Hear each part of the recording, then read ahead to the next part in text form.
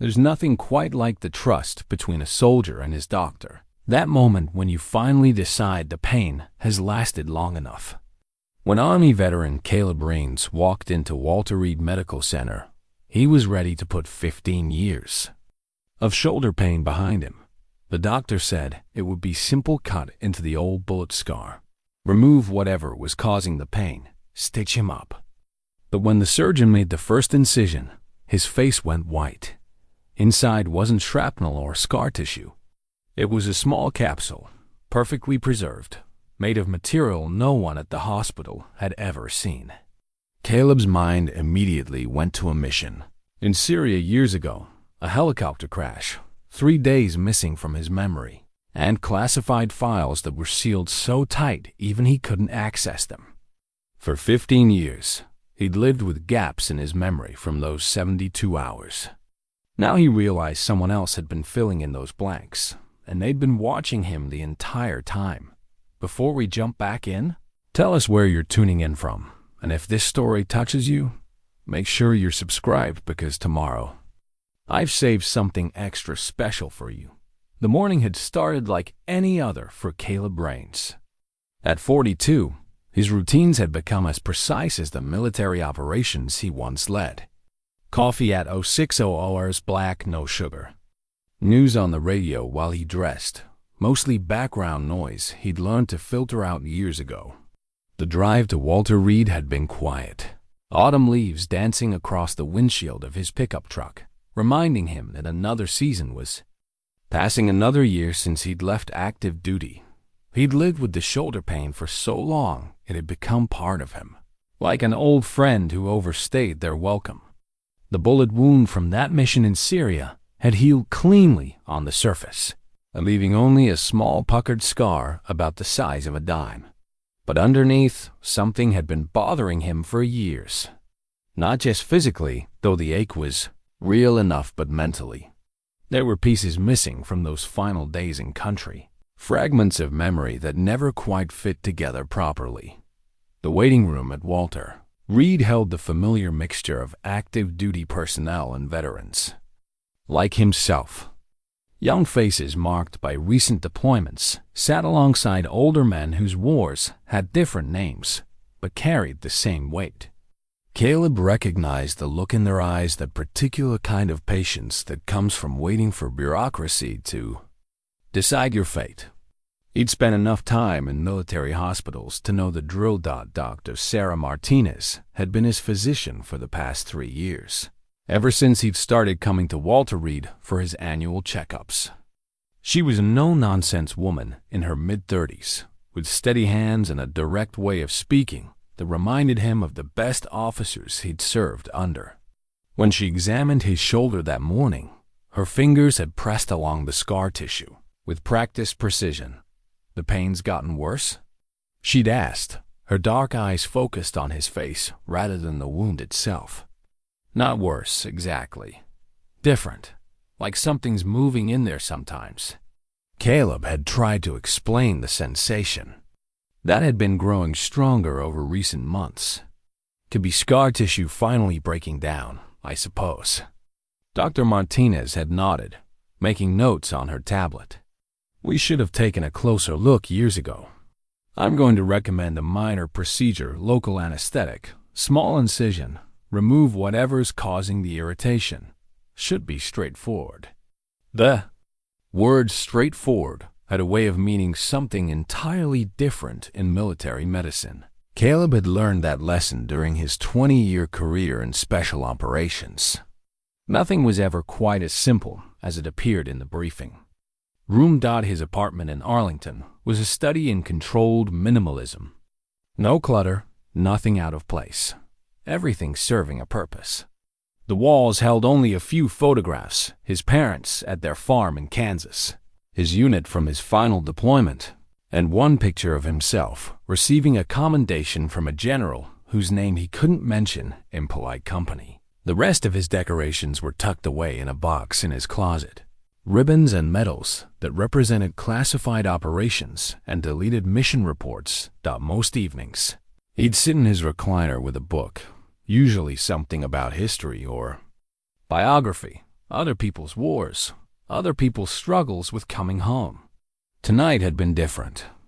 Tonight, he'd found himself staring at that photograph of his unit, trying to remember the faces of the men who hadn't made it back from Syria. The mission itself was still classified, buried under layers of national security protocols that would probably outlive him. What he remembered was standard enough intelligence gathering, working with local assets, the kind of operation he'd run dozens of times before. The helicopter crash that ended everything was clear in his memory, right? Up until the moment of impact. Then, nothing. 3 days of medical leave, a hospital in Germany, and a flight back to the States with a shoulder wound and a commendation for classified actions. He'd tried to access his own mission reports once, about 5 years after he'd left active duty. The request had been denied, not just the classified portions, but the entire file. Even his medical records from that deployment were redacted so heavily they might as well have been blank pages. For a soldier who'd spent 2 decades in special operations, having his own service record sealed was unusual. Suspicious, even. The call from Dr. Martinez had come on a Tuesday. "We can get you in Friday morning," she'd said. "First thing, outpatient procedure. You'll be home by lunch." Caleb had agreed, partly because the pain had been getting worse and partly because he'd learned not to put off medical issues. Too many of his brothers had waited too long to address problems that should have been handled years earlier. Pride and stubbornness were occupational hazards in their line of work. His neighbor, Mrs. Chen, had offered to drive him to the appointment. She was a retired teacher in her 70s who'd made it her mission to look after the veterans in their building. "You military boys never ask for help," she'd said with the kind of gentle scolding that reminded him of his mother. "I'll pick you up at 7. The night before the procedure, Caleb had found himself standing in front of his bathroom mirror, studying the scar. It really was unremarkable, small, neat, the kind of wound that spoke to good field medicine and proper follow-up care. He'd been lucky, if you could call getting shot lucky. The bullet had passed through cleanly, missing bone and major blood vessels. A few inches in any direction, and he might not have made it home at all. But looking at it now, he noticed something he'd never paid attention to before. The scar wasn't quite round, as he'd always assumed. There was a small irregularity at one edge, almost like a tiny incision that had healed over the main wound. It was so subtle he might have imagined it. But once he'd seen it, he couldn't unsee it. Sleep had been elusive that night. Dreams came in fragments. The sound of rotor blades, sand in his mouth, voices speaking in languages he didn't recognize. He'd learned to manage the nightmares years ago, but sometimes they still caught him off guard. Usually when something was about to change. Friday morning arrived gray and cool, autumn settling over the district with the kind of weather that made him think of home. Mrs. Chun had been prompt as always, her small Honda Civic idling in the parking lot at exactly 7 o'clock. The drive to Walter Reed had been filled with her gentle chatter about her grandchildren and the changing neighborhood. The kind of comfortable conversation that didn't require much from him beyond occasional nods and murmurs of agreement. The Fechten pre-procedure routine was familiar consent forms, vital signs, a review of his medical history with Dr. Martinez. She'd seemed relaxed, confident, treating this as the minor outpatient procedure they've discussed. Local anesthetic, small incision, remove the irritant, clean closure. He'd be back to normal activities within a week. "Any questions before we get started?" she'd asked, pulling on her surgical gloves. Caleb had shaken his head. After 20 years of trusting his life to people he barely knew, he'd learned to have faith in competent professionals doing their jobs. That faith was about to be tested in ways he couldn't possibly have imagined. The procedure room at Walter Reed smelled of antiseptic and possibility. Caleb lay on his side, his shoulder exposed and prepped with the orange-brown stain of surgical solution. Dr. Martinez worked with the efficiency he'd come to expect from her, explaining each step as she went, a courtesy he appreciated. Having spent too many years trusting others with his life without knowing exactly what they were doing. "Small incision, maybe 1.5 inches," she said, her voice steady behind her surgical mask. "I can see some scar tissue formation right away, which would explain the discomfort you've been having." The local anesthetic had numbed the area completely, leaving him with the strange sensation of knowing something was happening to his body without being able to feel it. He'd experienced worse field medicine in combat zones, didn't always come with the luxury of proper pain management. This was almost pleasant by comparison. "There we go," Dr. Martinez murmured, working with her instruments. "I can see what's been bothering you. There's definitely something foreign in here, but it's not shrapnel." That got Caleb's attention. "What do you mean, not shrapnel?" She didn't answer immediately, and he could hear the change in her breathing, shorter, more focused. The kind of breathing he recognized from moments when something wasn't going according to plan. He'd heard it enough times in combat to know the difference between routine concentration and genuine concern. "Dr. Martinez?" "Hold on, Caleb. This is ... unusual." The word unusual in a medical context was rarely good news. Caleb had learned that during his years of military service, when unusual findings led to longer deployments, extended medical leaves, or worse, he tried to turn his head to see what she was looking at, but the position made it impossible.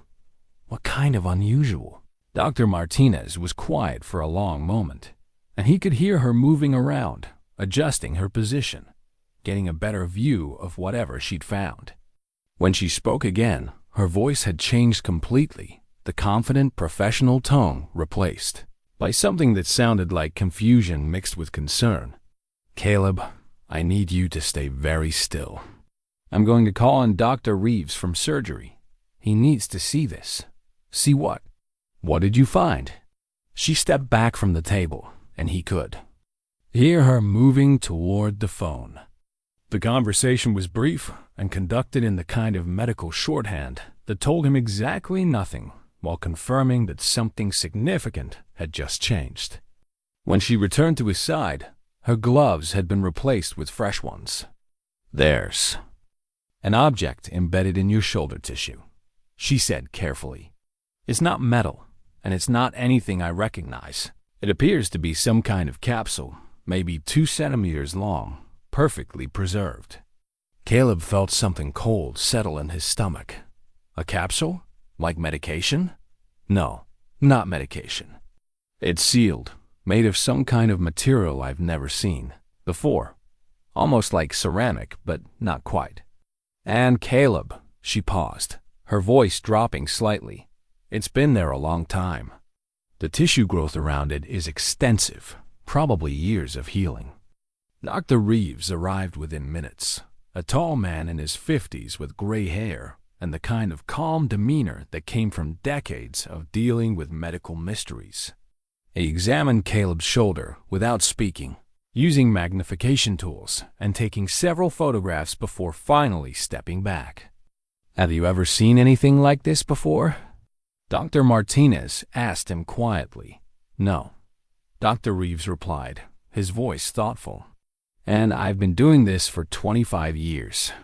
Military medicine, civilian trauma, foreign object removal. I've never seen anything like this material." Caleb's mind was racing, trying to process what he was hearing. A foreign object, not medical, not military hardware he recognized, embedded in his shoulder for years. The timing would have to correspond with his deployment to Syria, with those 3 missing days that had always bothered him. "Can you remove it?" he asked. Dr. Reeves moved closer to examine the object again. "I can, but I need to document this properly first. This isn't standard foreign object removal anymore. I'm going to recommend we involve military medical intelligence." "Wait," Caleb said, trying to turn to face them. "Military intelligence? For a piece of debris?" "This isn't debris," Dr. Martinez said gently. This is something that was placed there deliberately. The position, the way it's embedded, the preservation. This wasn't accidental. The words hit him like a physical blow. Placed there deliberately. During those 3 days, he couldn't remember. Someone had put something inside. His body. The realization brought with it a flood of implications he wasn't ready to process. "I want it out," he said flatly. "Right now. Caleb, we need to be careful here. If this object contains any kind of device or substance, removing it improperly could be dangerous. We need to run some scans first, get a better understanding of what we're dealing with." But he was already sitting up, ignoring the surgical drape and the protests from both doctors. "I said I want it out. Now." Dr. Reeves held up a hand. "I understand your concern, but as your physician, I can't proceed without proper protocols. This falls under medical device regulations at minimum, possibly national security protocols, depending on what testing reveals." National security protocols. The words triggered something in Caleb's memory, not a specific recollection, but a sense of familiarity, like hearing a song he couldn't quite place. His classified missions had always involved national security protocols, layers of authorization, and documentation that followed specific channels. "How long for the scans?" 24 hours, maybe 48 if we need additional testing. 2 days with whatever this thing was still inside him. 2 days of knowing that someone had violated his body in the most fundamental way possible, had placed an unknown object inside him during a period he couldn't even remember. The idea was intolerable. "I need to make some phone calls," he said. Reaching for his clothes, Dr. Martinez touched his arm gently. "Caleb, I know this is shocking, but we're going to figure this out. Whatever this object is, whatever happened to you, we're going to get answers." He looked at her, seeing genuine concern in her eyes. She was a good doctor, probably a good person, but she had no idea what she'd just stumbled into. Military operations that left 3-day gaps in a soldier's memory and unidentifiable. Objects embedded in their body didn't happen by accident. They happened when someone with significant resources and authority decided that a particular soldier needed to be modified without their knowledge or consent. The question now was who had made that decision, and why they'd been monitoring him. For 15 years, without him knowing it, as he dressed, Caleb's shoulder throbbed with a different kind of pain, not the physical discomfort he'd been living with, but the sharp ache of betrayal. Someone had used him, had altered him, and had been watching him ever since to see what would happen. That was going to change, starting now. The parking garage at Walter Reed felt different when Caleb walked to his truck. Every shadow seemed deeper, every footstep behind him worth noting. It was a feeling he hadn't experienced since his active duty days, the sense that normal circumstances had shifted, that the rules he'd been operating under no longer applied. Mrs. Chun was waiting in her Honda, reading a paperback novel with reading glasses perched on the end of her nose. When she saw him approaching, she looked up with the kind of smile that expected good news. "All finished? How did it go?" Caleb slid into the passenger seat, trying to decide how much to tell her. Mrs. Chun had been nothing but kind to him, but the conversation he'd just had with the doctors had reminded him that there were things in his past that civilians couldn't understand, shouldn't have to understand. "They need to do some additional tests," he said finally. "Found something they want to look at more carefully." Her face creased with concern. "Nothing serious, I hope." "Probably not. Military doctors are thorough." The lie came easily, a reflex from years of operational security training. Protect the innocent, contain the information, maintain the mission. Even when the mission had become figuring out what had been done to him.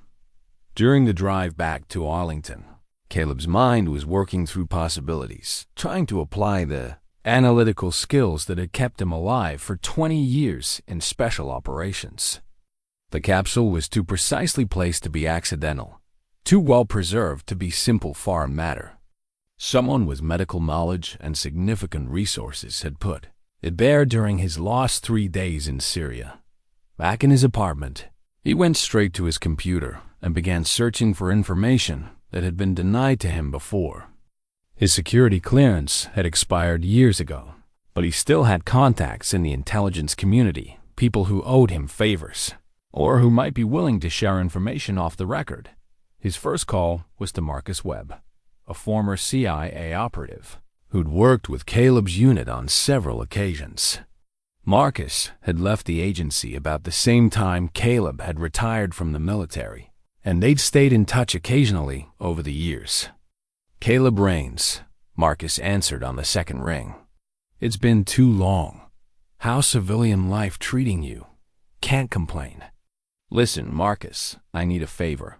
Something professional." The tone in his voice must have communicated the seriousness of the situation, because Marcus's response was immediate and cautious. "Secure line? As secure as it gets from my end." "What do you need?" "Mission records from Syria, 2009. Operation Sandstone. I need to know what happened during my medical leave." There was a long pause. Marcus was old enough and experienced enough to know that former operators didn't usually request their own mission files unless something significant had gone wrong. "That's going to be difficult," Marcus said finally. "Sandstone is still classified, pretty far above my current access level. But I can make some calls, see what shakes loose." "Any particular reason you're asking now?" Caleb hesitated. How much should he tell Marcus? How much could he tell him without sounding paranoid or delusional? Medical issue came up. Doctors found something they can't explain, something related to that deployment. Something like what? Can't discuss it on this line. But Marcus, if you can find anything at all about those 3 days I was in German medical, I need to know. I'll see what I can do. Give me 48 hours.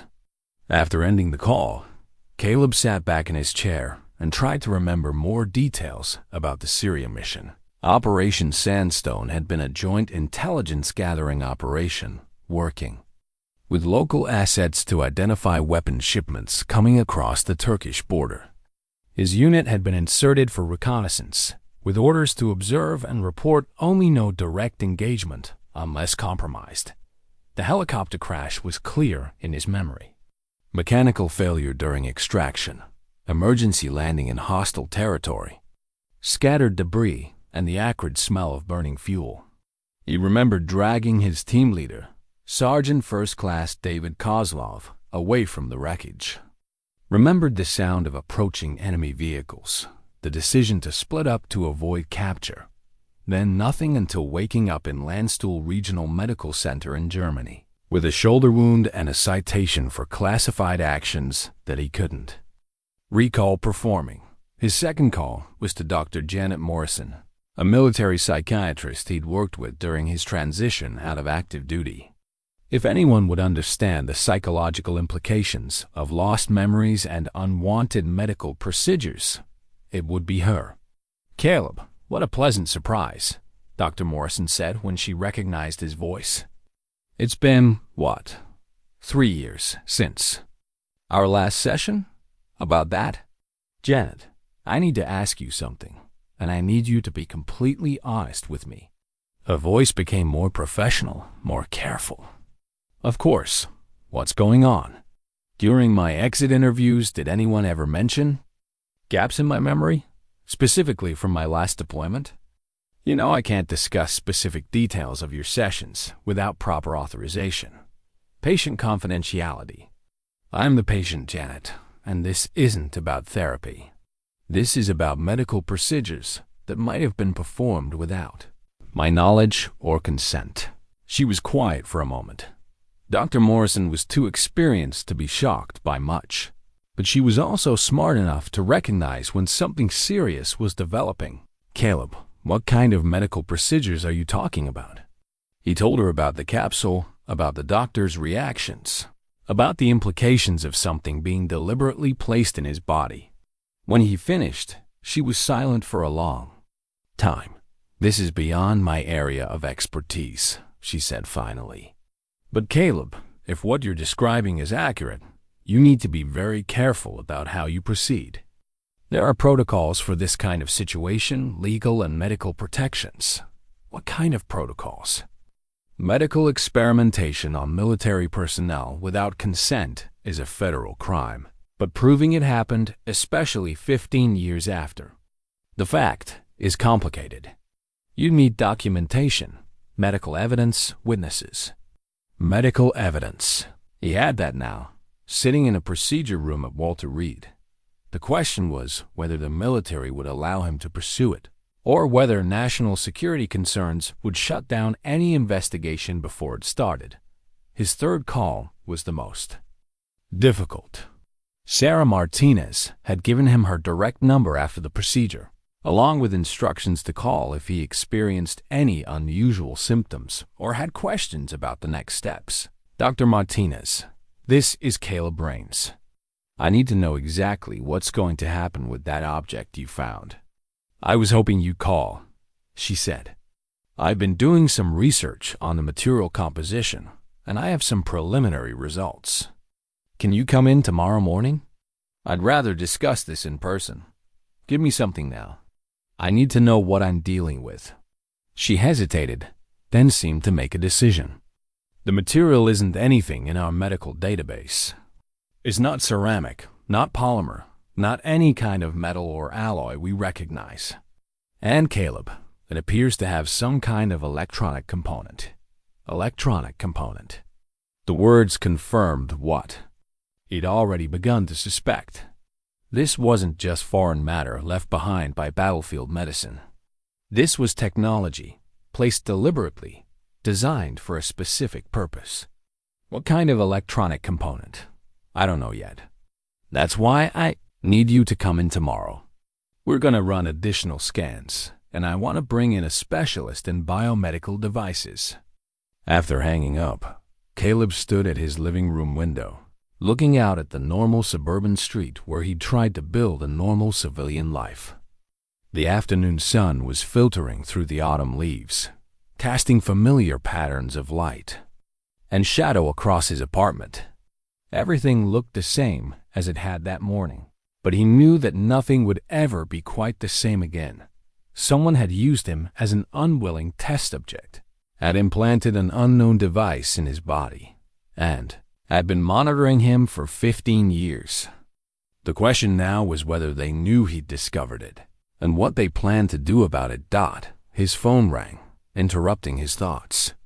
The number was unfamiliar, a local area code, but not one he recognized. "Caleb Rains? Speaking." "Mr. Rains, my name is Agent Jennifer Hayes, FBI. I understand you've had some unusual medical findings today. I'd like to meet with you to discuss the situation." The FBI. RA. Less than 6 hours after the discovery, federal agents were calling him. That meant someone had been monitoring the situation, waiting for exactly this development. "I haven't reported anything to the FBI," Caleb said carefully. "No, you haven't. But certain medical discoveries trigger automatic reporting protocols, especially when they involve former military personnel with classified service records. Are you available to meet this evening?" Caleb looked around his apartment at the life he'd built, at the illusion of privacy and autonomy he'd maintained for 15 years. All of it was about to change. "Where do you want to meet?" Agent Jennifer Hayes had suggested meeting at a coffee shop in downtown D.C., the kind of public place that seemed safe while actually providing perfect cover for surveillance. Caleb had been in enough briefings to recognize the location choice for what it was, a controlled environment where conversations could be recorded and monitored without his knowledge. He arrived 15 minutes early, a habit from his military days that had served him well in civilian life. The coffee shop was busy with the evening crowd, government workers and contractors grabbing caffeine before heading home to suburban Maryland and Virginia. Perfect background noise for a conversation that might need to stay off the official Record. Agent Hayes was easy to spot when she entered mid-30s. Dark suit, a kind of professional composure that marked federal law enforcement. She ordered a black coffee and scanned the room briefly before approaching his table in the corner. "Mr. Raines, thank you for meeting with me on short notice." She had a firm handshake and direct eye contact, traits Caleb respected. Whatever else was happening, he got the impression that Agent Hayes was competent and probably honest within the constraints of her job. "I have to admit, I'm curious how the FBI learned about my medical procedure so quickly," Caleb said as she sat down. "Certain types of discoveries trigger automatic reporting requirements," she replied, pulling out a small notebook. "When former military personnel with classified service records have unusual medical findings, especially involving foreign objects or unknown materials, the information gets flagged through multiple agencies, and the FBI gets involved because the preliminary analysis suggests this might be related to unauthorized medical experimentation. That's a federal crime, and it falls under our jurisdiction." Agent Hayes opened her notebook and consulted what appeared to be detailed notes about his case. The fact that she already had a file on him was both reassuring and reassuring, because it suggested the government was taking the situation seriously. Concerning because it meant his privacy had already been compromised. "Dr. Martinez shared her preliminary findings with our medical consultants," she continued. "The object in your shoulder appears to be some kind of sophisticated biomedical device, possibly designed for long-term monitoring or data collection." Data collection. The words sent a chill through him. What kind of data? We don't know yet. That's one of the things we need to determine. "But Mr. Raines, I need to ask you some difficult questions about your service record." He nodded, having expected this. "Go ahead." "Operation Sandstone, Syria, 2009. You were listed as wounded in action and medically evacuated to Germany. But there's a 3-day gap in your medical records during that evacuation period. Do you have any memory of medical procedures being performed during that time?" "No. I remember the helicopter crash, getting separated from my unit, then waking up at Landstuhl with a shoulder wound. Everything in between is blank." Agent Hayes made a note. "No memories at all?" "Sometimes trauma can cause selective memory loss, but complete amnesia for a specific time period is unusual.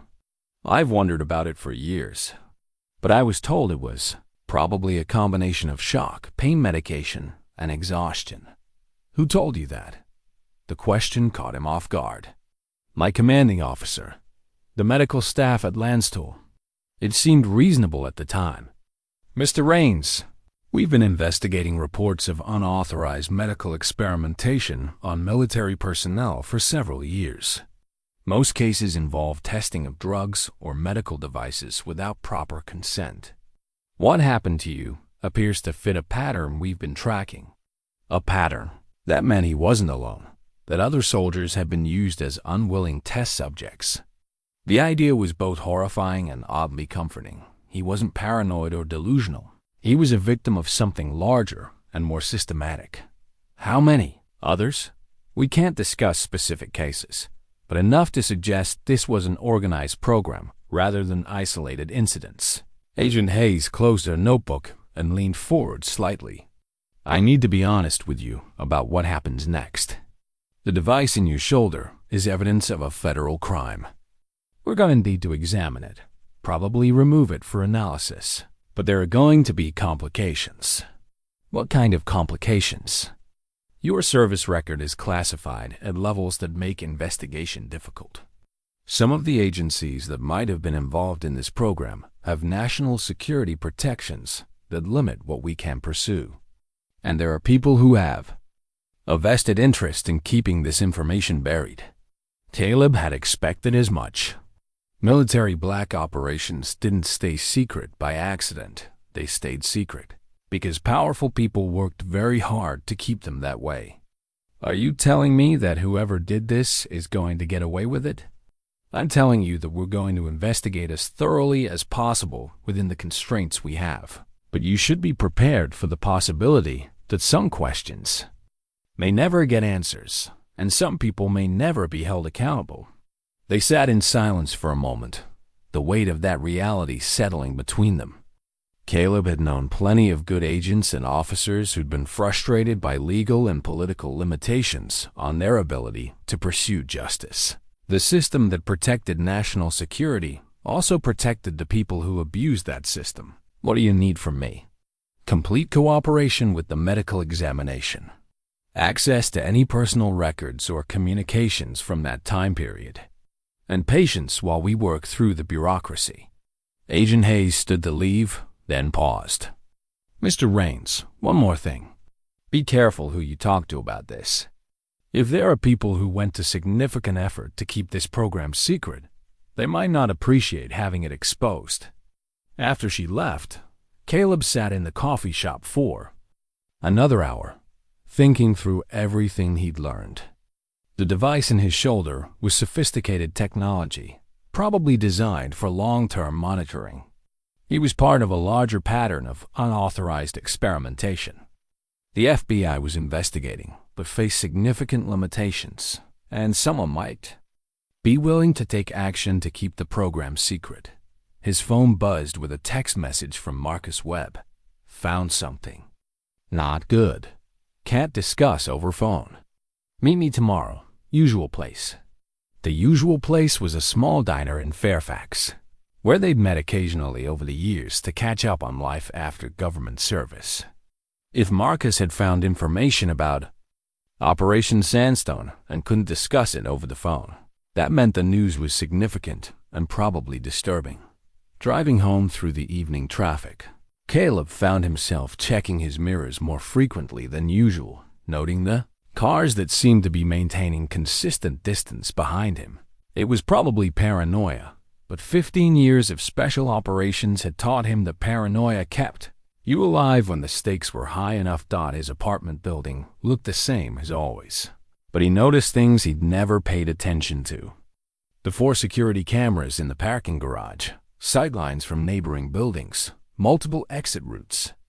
His military training was reasserting itself, preparing him for a situation where his personal security might be compromised.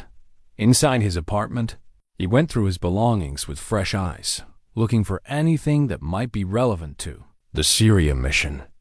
Most of his military records were standard personnel files, but there were a few personal items from that deployment: photographs, letters, a journal he'd kept during the early part of the mission.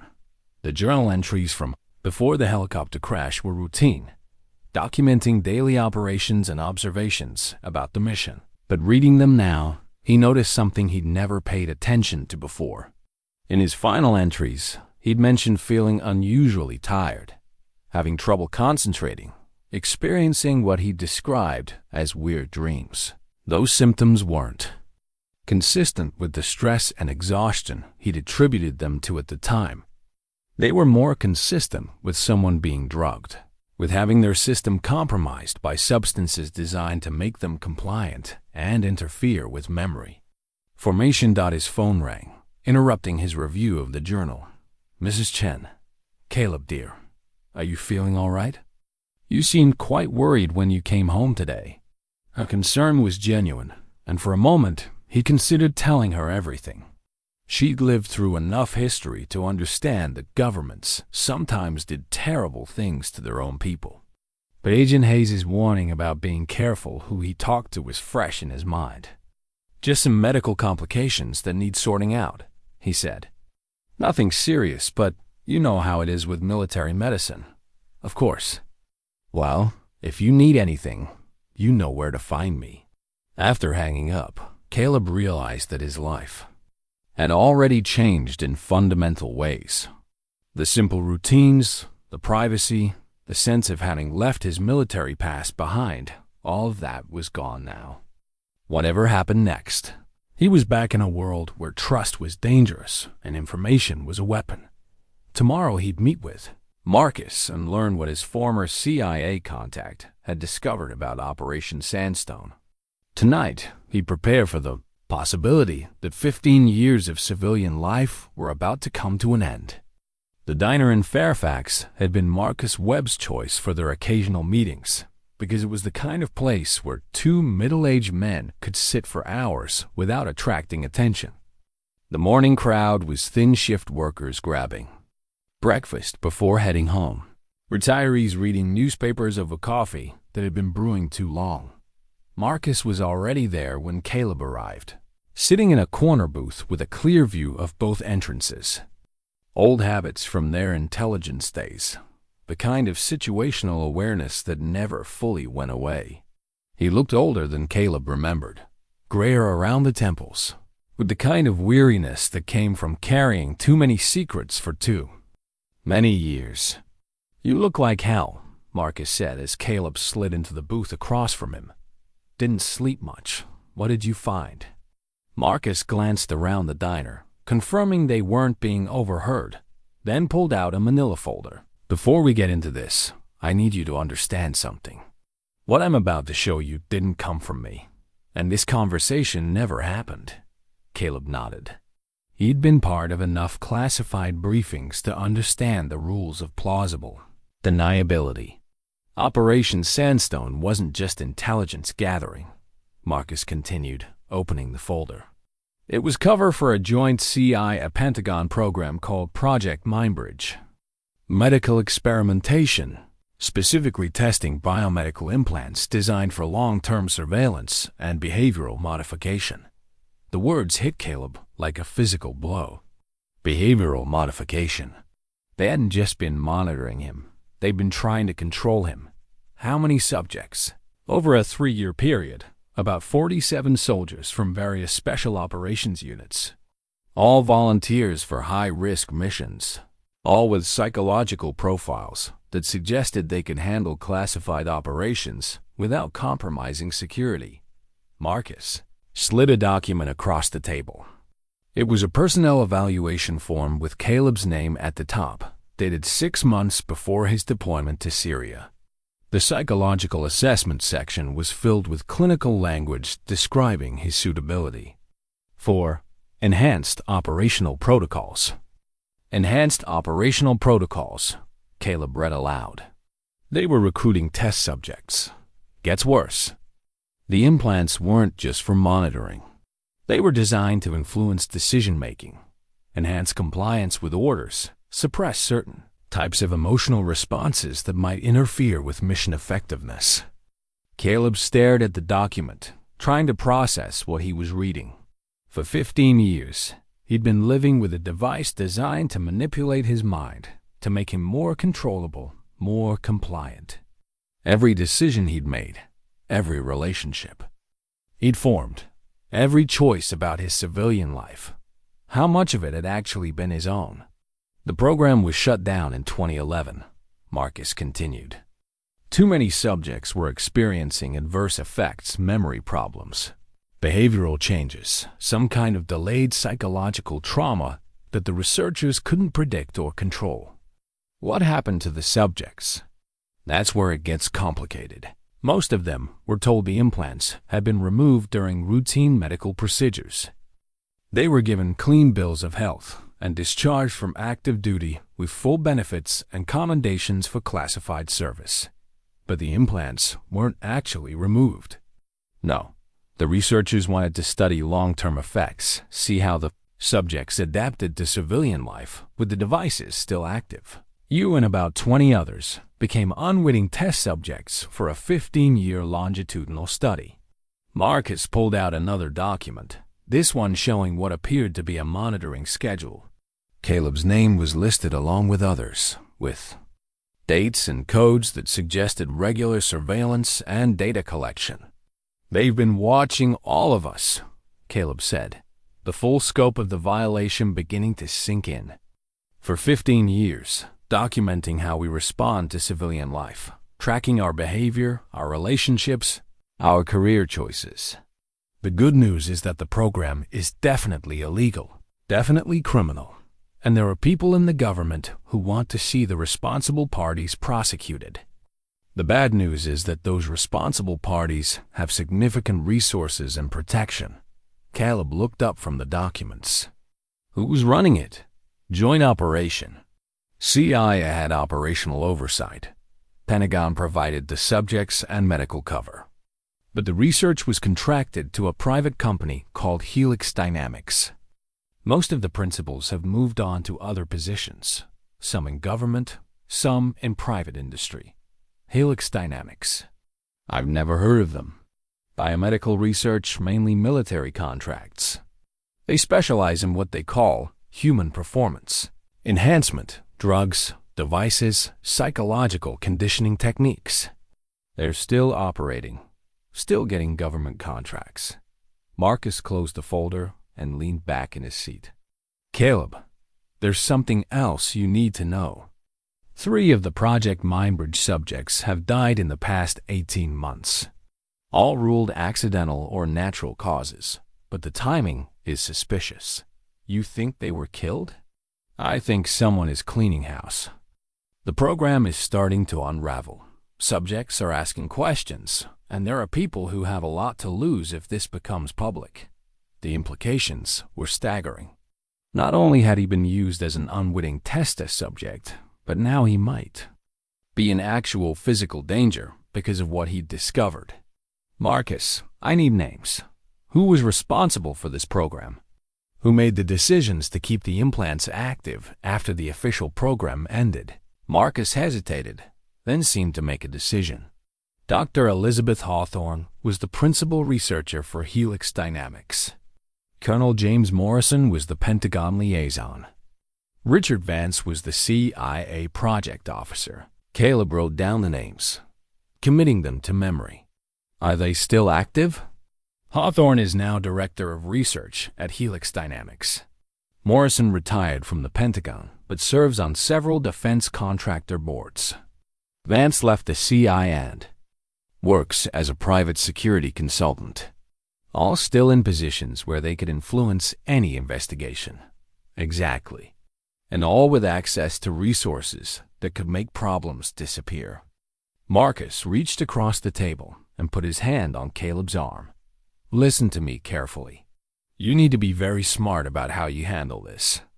The FBI agent you met with yesterday, Jennifer Hayes, she's one of the good ones, but she's working within a system that has limitations. There are people above her who might not want this investigation to proceed. What do you recommend? Document everything. Make copies of any evidence you get. Trust the people you have to trust, but assume that anyone connected to the government or military might be compromised. And watch your back.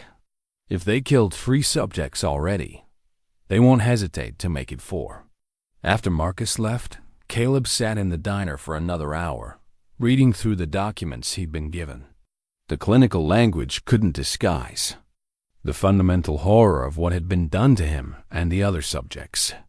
They'd been turned into unwilling test subjects, their bodies and minds violated in service of research they'd never consented to participate in. The behavioral modification aspect was particularly disturbing. How many of his decisions over the past 15 years had been influenced by the device? His choice to leave the military, his preference for solitude, his difficulty maintaining relationships, were these natural personality traits or the result of technological manipulation? His phone buzzed with a text from Dr. Martinez. Need to see you today. New test results. Important.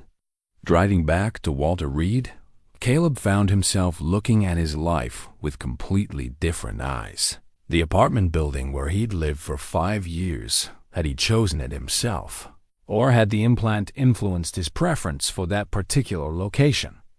His job as a security consultant, his routine gym visits, even his friendship with Mrs. Busses. Chun, how much of his civilian life was authentic, and how much was the product of behavioral conditioning? At the hospital, Dr. Martinez was waiting with a colleague he hadn't met before, a thin man in his 60s with the kind of intense focus that marks serious researchers. Caleb, this is Dr. Robert Kim from Johns Hopkins. He specializes in biomedical devices, and I asked him to consult on your case.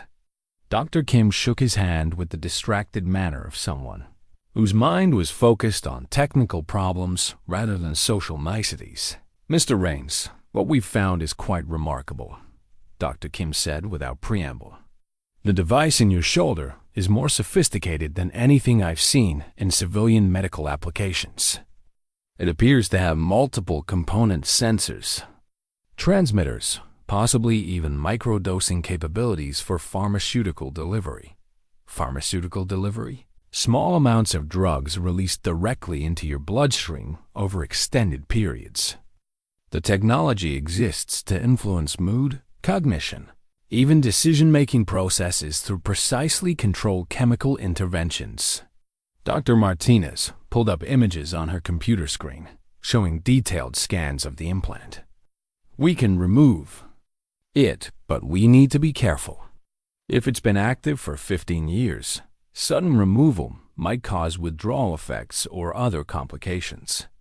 Caleb stared at the images, seeing for the first time the device that had been controlling aspects of his life for a decade and a half. It was smaller than he'd expected, maybe the size of a large pill, but the technical sophistication was obvious even to his untrained eye. "I want it out," he said firmly. "Whatever the risks, I want it removed immediately." Dr. Kim nodded. "I understand, but we need to prepare for several possibilities. First, the device might be designed with anti-tampering features. Attempting removal could trigger additional drug releases or other defensive mechanisms. Second, if you've been physiologically dependent on whatever chemicals it's been delivering, removal could cause significant withdrawal symptoms." "What kind of symptoms?" "Depression, anxiety, confusion, possible hallucinations. In extreme cases, subjects have experienced complete psychological breakdown when biomedical devices are removed without proper preparation." The idea that removing the implant might cause psychological breakdown was terrifying, but not as terrifying as the knowledge that his mind had been chemically manipulated for 15 years. "How long to prepare for removal?" 48 hours. Minimum. We need to run additional tests, consult with toxicology specialists, develop protocols for managing any withdrawal effects. 48 more hours with the device active. 48 more hours of uncertainty about which thoughts and feelings were his own. But if the alternative was risking complete psychological collapse, he had to trust the medical professionals who were trying to help him. "Dr. Martinez, I need to ask you something. Has anyone else contacted you about this case? Government agencies, military personnel, anyone asking questions about my medical records?" She exchanged a glance with Dr. Kim. "Agent Hayes from the FBI. But that was expected given the circumstances.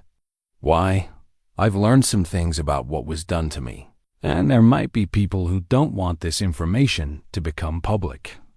I need to know if anyone tries to interfere with the removal procedure or access my medical records." Dr. Kim leaned forward. "Mr. Rains, are you suggesting that someone might try to prevent us from removing this device?" "I'm suggesting that. The people who put it there might have invested too much in this program to let it be exposed without a fight." That evening, Caleb's apartment felt like foreign territory. Every familiar object, his coffee maker, his reading chair, the photographs on his walls now seemed suspect, potentially influenced by 15 years of chemical manipulation. He found himself questioning the most basic aspects of his personality, wondering which preferences were authentically his own and which had been artificially induced. The psychological impact was more disturbing than the physical violation. A soldier could accept being wounded in combat, could understand the risks that came with military service. But having your mind altered without your knowledge or consent, having your fundamental sense of self called into question, that was a different kind of damage entirely. His phone rang at 8:30 p.m. Agent Hayes. "Mr. Rains, we need to meet tonight. Something's happened." The urgency in her voice was unmistakable. "What kind of something?" "Not over the phone. Can you meet me at the same coffee shop in an hour?" An hour later, Agent Hayes was waiting at the same corner table, but her demeanor had changed completely from their previous meeting. The professional composure was still there, but underneath it was something that looked like genuine concern, possibly even fear. "What's wrong?" Caleb asked as he sat down. "This afternoon, someone broke into the FBI field office. We're restoring the initial analysis of your case. Nothing else was touched, but all the files related to your situation were copied." Copied. Not stolen, copied. Which means someone wanted to know what we discovered without alerting us to their interest. It's a sophisticated operation, the kind of thing that requires significant resources and inside knowledge of FBI procedures. Caleb felt the familiar tension of being targeted by a capable adversary. Any idea who? "We're investigating, but the security footage was disabled during the break-in, and there were no fingerprints or other physical evidence. Whoever did this was professional." Agent Hayes leaned forward, lowering her voice. "Mr. Rains, I need to be direct with you. There are people within the government who don't want this investigation to proceed. I've been getting pressure from supervisors who normally don't involve themselves in cases like this." "What kind of pressure?" "Suggestions that we might be dealing with classified materials that are above my clearance level. Hints that pursuing this could compromise national security operations. The kind of language that usually means someone powerful wants the investigation shut down." The coffee shop suddenly felt less secure, more exposed. If federal agents were being warned off the case, then the people behind Project Mindbridge had resources and influence that extended deep into the government bureaucracy. "Are you backing off?" Agent Hayes smiled grimly. "Not hardly, but I wanted you to understand what we're dealing with. This isn't just about unauthorized medical experimentation anymore. This is about a shadow program with enough political protection to interfere with federal law enforcement." She pulled out her phone and showed him a photograph of a document. "This is from your CIA contacts files. We've been investigating Helix Dynamics for 6 months, following reports of other illegal research programs. What happened to you appears to be part of a much larger pattern of human experimentation." The document was a contract between Helix Dynamics and the Department of Defense, dated just 2 years ago. The contract language was bureaucratic and vague, but it clearly involved enhanced human performance research and behavioral modification technologies. "They're still doing it," Caleb said, the implication hitting him immediately. "We think." So, different subjects, different methodologies, but the same basic program. Using military personnel as unwitting test subjects for experimental procedures. Agent Hayes put away her phone and met his eyes directly. "Mr. Rains, I'm going to ask you to do something that might put you at risk. We need more evidence, something that definitively proves what was done to you and connects it to the current operations. Your medical records from the Syria deployment are classified beyond our reach, but there might be another way." "What do you need?" "We need you to make contact with Dr. Elizabeth Hawthorne at Helix Dynamics. She was the principal researcher on Project Mindbridge, and she might be willing to talk if she thinks you're just a former subject asking questions about your medical history." The idea of confronting the person who had orchestrated his violation was both appealing and terrifying. "You want me to wear a wire?" "Nothing that's sophisticated. Just a recording device, maybe a phone app. If we can get her to admit to any aspect of the unauthorized experimentation, it would give us the evidence we need to move forward despite the political pressure." Caleb considered the risks. If Dr. Hawthorne was still involved in illegal research, she would have security measures in place to protect herself and her work. Approaching her directly would alert her to the investigation and possibly put him in physical danger. What's the worst-case scenario if she realizes what I'm doing? Honestly, based on what happened to the other 3 subjects, the worst-case scenario is that you end up dead. The blunt assessment was somehow reassuring. Agent Hayes wasn't trying to minimize the risks or manipulate him into cooperating. She was treating him like a professional who could make his own decisions about acceptable levels of danger. When would you want me to approach her? Soon.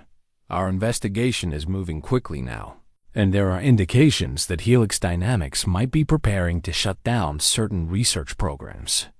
If we don't get evidence soon, they might destroy everything and disappear. After Agent Hayes left, Caleb walked through downtown D.C. for over an hour, thinking through the decision he was facing. Approaching Dr. Hawthorne would be dangerous, but it might be the only way to get justice for what had been done to him and the other subjects. More importantly, it might be the only way to prevent similar experiments from being conducted on other unsuspecting soldiers. His phone buzzed with a text message from an unknown number. Stop asking questions or face the consequences. The threat was simple and direct, the kind of message that confirmed he was dealing with people who had no qualms about using violence to protect their interests. But it also confirmed that they were worried that his investigation was threatening something they valued highly. Back in his apartment, Caleb went through his belongings more systematically, looking for anything that might be surveillance equipment. If they'd been monitoring him for 15 years, there were probably devices beyond the implant in his shoulder. He found 2 small transmitters, one in his alarm clock, another attached to the underside of his coffee table. Both were sophisticated, nearly invisible, the kind of equipment that cost serious money. Removing the devices felt like a small victory, a way of reclaiming some measure of privacy and control. But he knew there were probably others he hadn't found, and replacing them would be simple if his watchers had access to his apartment. His landline rang at midnight. Mrs. Chun. Caleb, dear, I hope I'm not waking you. There's been a man asking questions about you in the building. The day manager mentioned it to me this afternoon. The news sent a chill through him. What kind of questions? About your schedule, your visitors, how long you've lived here. He claimed to be from the VA, doing some kind of follow-up survey, but Margaret didn't believe him. She said he seemed too interested in personal details. Did she get a description? Middle-aged, dark suit, very polite but persistent. He left a business card, but when Margaret tried to call the number later, it was disconnected. Professional. Surveillance teams conducting reconnaissance. Federal agents being warned off the case. Threats via text message. The situation was escalating rapidly. Whatever protection he'd had as an unknown, inactive subject had evaporated the moment the Bristol implant was discovered. Mrs. Chun, I need you to be very careful for the next few days. If anyone else asks questions about me, don't provide any information and call the police immediately. Caleb, are you in some kind of trouble? Not trouble exactly, but there are some people who might try to use you to get to me. Just be careful, and if you see anything unusual around the building, let me know right away. After hanging up, Caleb realized that his decision about approaching Dr. Hawthorne had effectively been made for him. The people behind Project Mindbridge were already taking action to protect themselves, which meant any evidence that might exist was probably going to disappear soon. If he was going to act, it had to be now. He spent the next hour researching Helix Dynamics online, learning everything he could about the company's operations and Dr. Hawthorne's background. She was a biomedical engineer with degrees from MIT and Stanford, specializing in neural interface technologies and pharmaceutical delivery systems. Her public research focused on legitimate medical applications, treatments for PTSD, depression, and neurological disorders. The irony wasn't lost on him.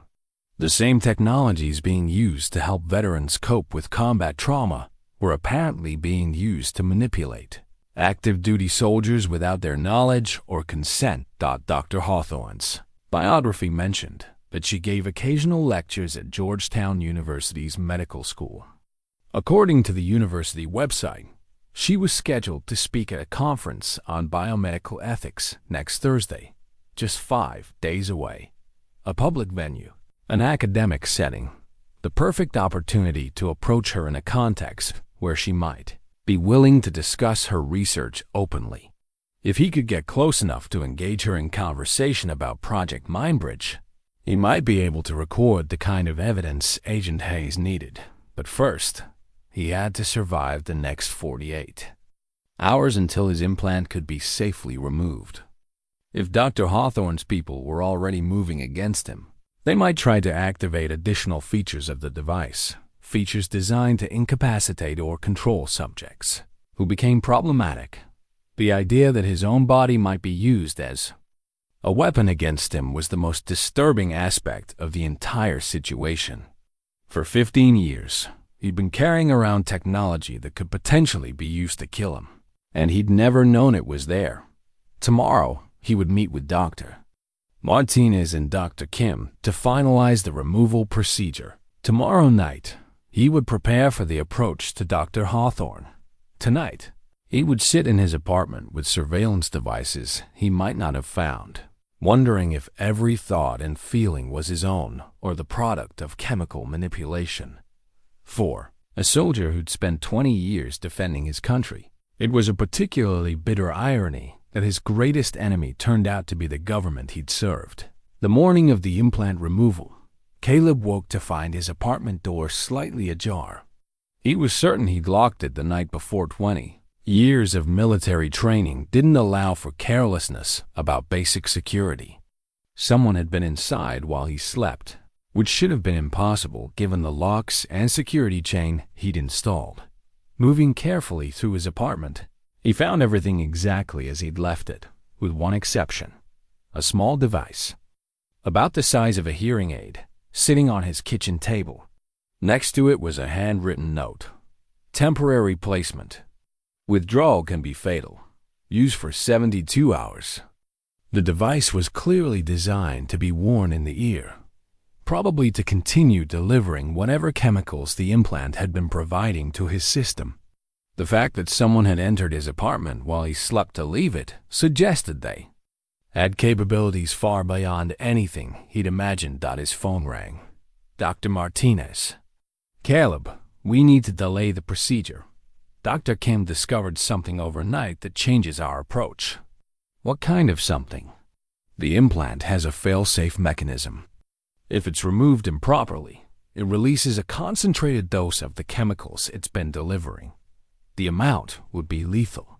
Caleb stared at the device on his kitchen table, understanding now why someone had risked breaking into his apartment to deliver it. They weren't trying to help him, they were protecting their investment, ensuring that he couldn't remove the implant without following protocols they controlled. How do we remove it safely? That's what we need to figure out. Dr. Kim is consulting with specialists, but it might take weeks to develop a safe removal procedure. Weeks. Weeks of living with the knowledge that his mind was being chemically controlled. Weeks of uncertainty about which thoughts and decisions were his own. The psychological torture was probably intentional, designed to make him compliant and discourage further investigation. At Walter Reed, Dr. Kim was reviewing additional scans with the intense focus of someone who discovered a particularly challenging puzzle. Mr. Raines, this device is more sophisticated than anything in the literature, he said without looking up from his computer screen.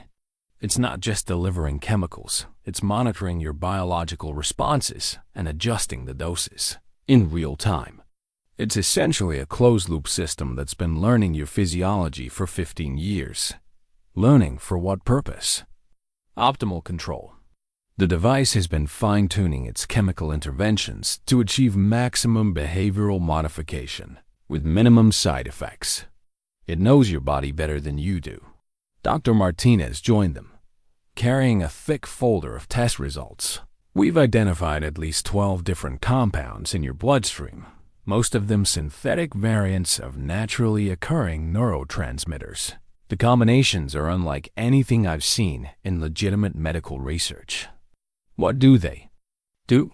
Mood regulation, impulse control, memory formation, decision-making processes, essentially. They've been chemically managing every aspect of your psychological function. The dosing is so precise that you probably never notice the effects. That was the most disturbing part. For 15 years, he believed his thoughts and feelings were his own, never suspecting that his emotional responses and decision-making processes were being artificially managed. How many times had he felt content when he should have been? Angry? How many opportunities had he passed up because the implant suppressed his natural ambition? "Doctor, someone left this at my apartment last night," Caleb said, showing them the ear device. "They seem to think I need chemical support during the removal process." Dr. Kim examined the device carefully. "This is a temporary delivery system, probably designed to prevent withdrawal symptoms while the implant is deactivated. Whoever designed this system planned for the possibility that subjects might discover their implants and try to have them removed. Is it safe to use? Probably safer than going without any chemical support while we figure out the removal procedure.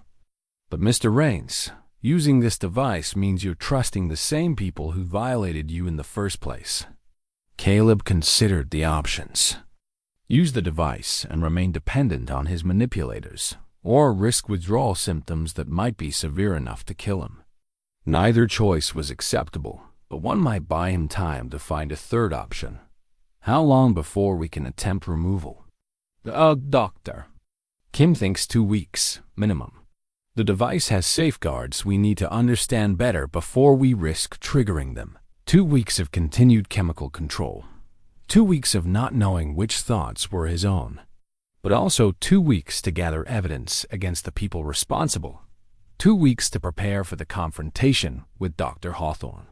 "I'll use the temporary device," he decided.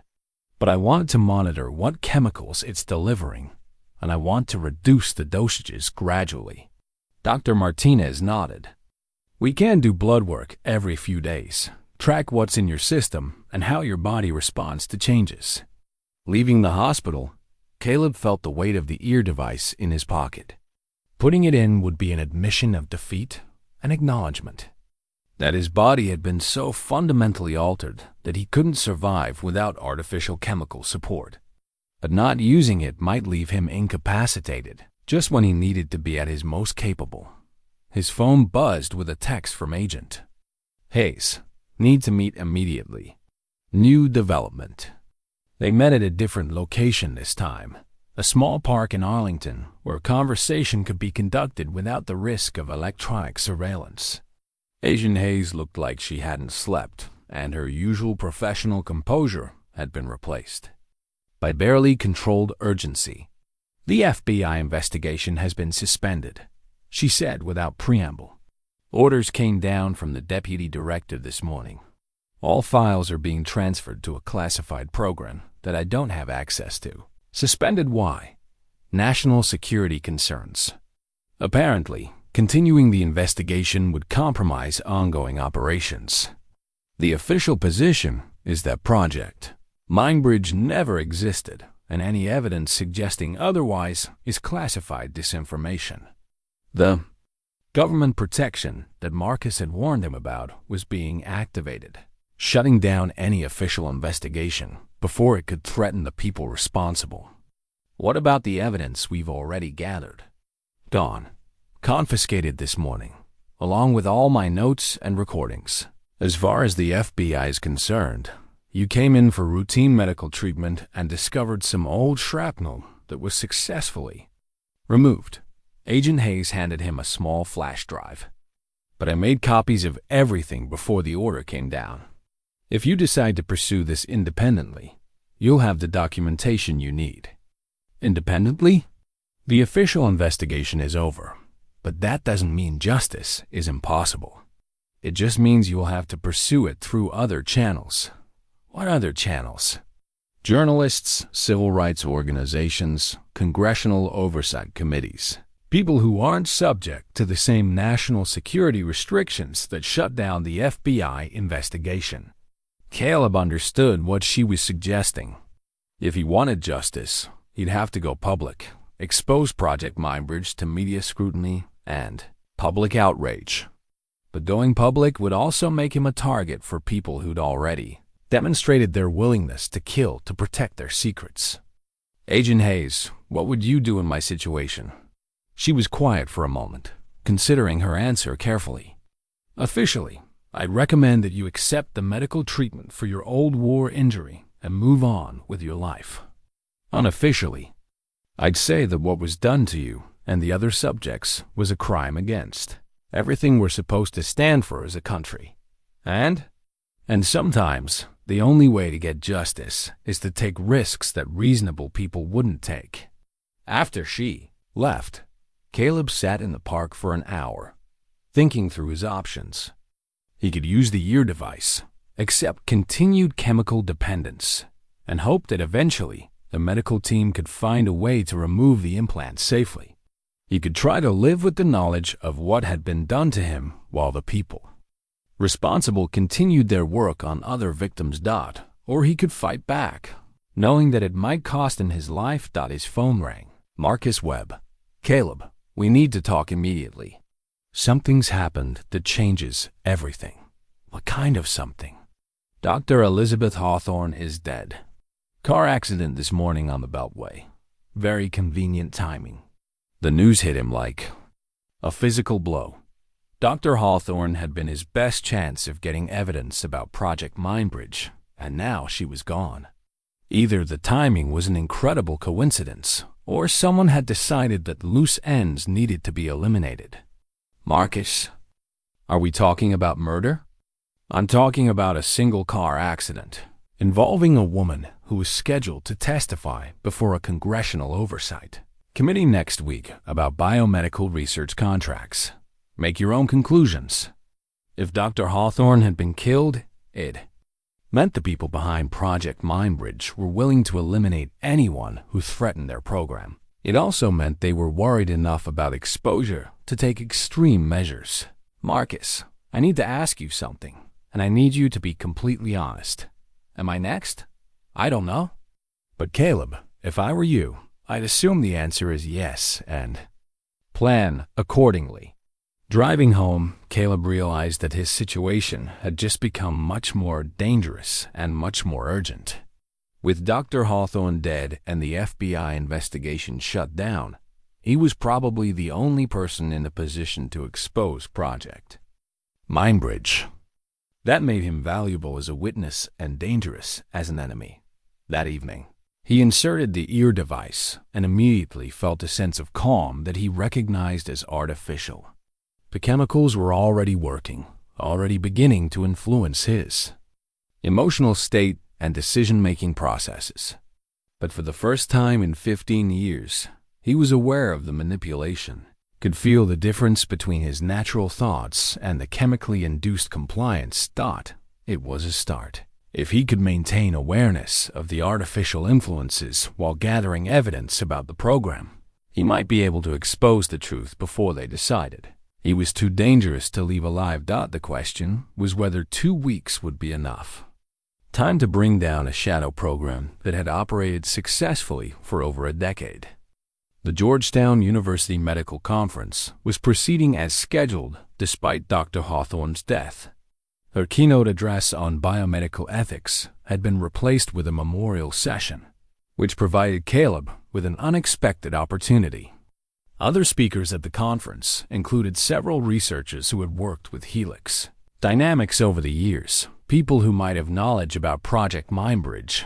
Caleb had spent 3 days preparing for what might be his only chance to gather evidence before his handlers decided he was too dangerous to leave alive. The ear device was providing enough chemical stability to keep him functional, but he could feel the artificial calm dampening his natural edge, making him slower and more compliant than he needed to be for what he was planning. Dr. Martinez had been monitoring his blood chemistry and was concerned about the psychological effects of the temporary device. The compounds are different from what the implant was delivering, she told him during his last appointment. Stronger, more direct. They're designed for short-term control rather than long-term management, which meant his time was limited in more ways than one. If he stayed on the replacement system too long, he might lose the mental acuity he needed to expose the conspiracy. If he stopped using it, withdrawal symptoms could incapacitate him at the worst possible moment. Agent Hayes had been forced to step back from any official involvement, but she provided him with recording equipment and advice about gathering legally admissible evidence. Audio recordings are good, but video is better, she told him during their final official meeting. If you can get someone to admit to the illegal experimentation on camera, it becomes much harder for them to deny or suppress. The Georgetown University Medical Conference was proceeding as scheduled despite Dr. Hawthorne's death. A keynote address on biomedical ethics had been replaced with a memorial session, which provided Caleb with an unexpected opportunity. The other speakers at the conference included several researchers who had worked with helix dynamics over the years, people who might have knowledge about Project Mindbridge. Caleb had spent 3 days preparing for what might be his only chance to gather evidence before his handlers decided he was too dangerous to leave alive. The ear device was providing enough chemical stability to keep him functional, but he could feel the artificial calm dampening his natural edge, making him slower and more compliant than he needed to be for what he was planning. Dr. Martinez had been monitoring his blood chemistry and was concerned about the psychological effects of the temporary device. The compounds are different from what the implant was delivering, she told him during his last appointment. Stronger, more direct. They're designed for short-term control rather than long-term management, which meant his time was limited in more ways than one. If he stayed on the replacement system too long, he might lose the mental acuity he needed to expose the conspiracy.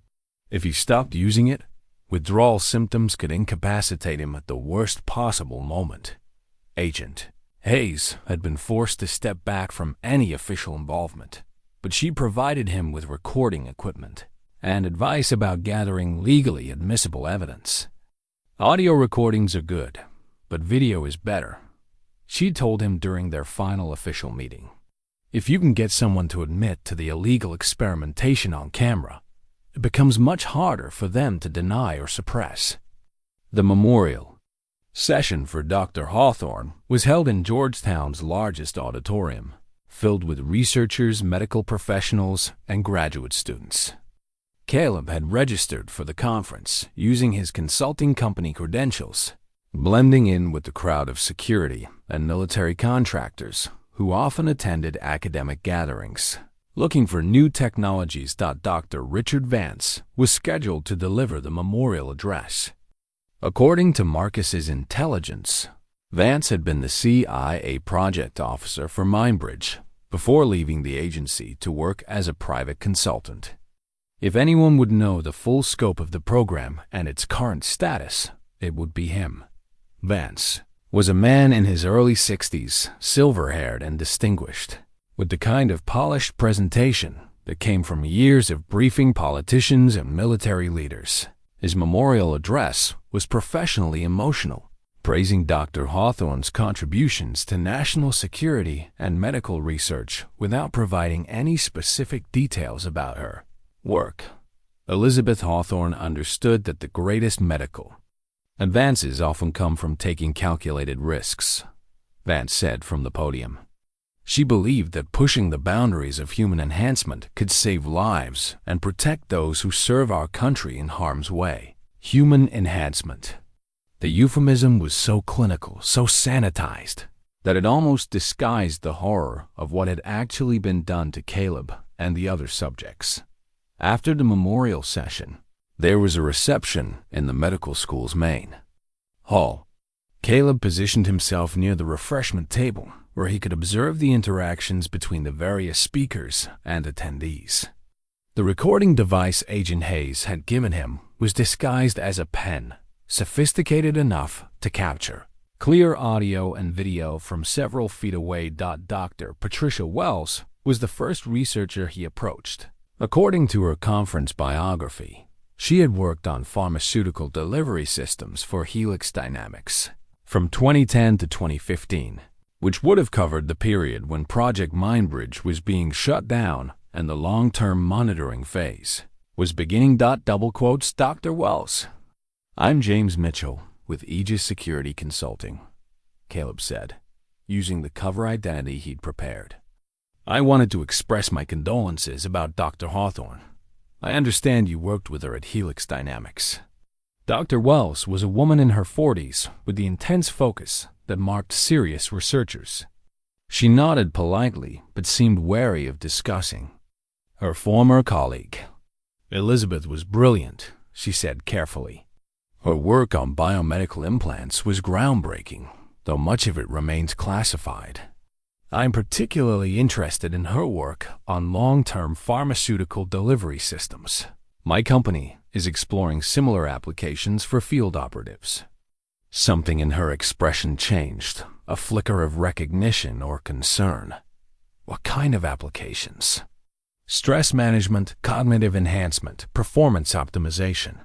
The kind of work that can help military personnel function more effectively in challenging environments."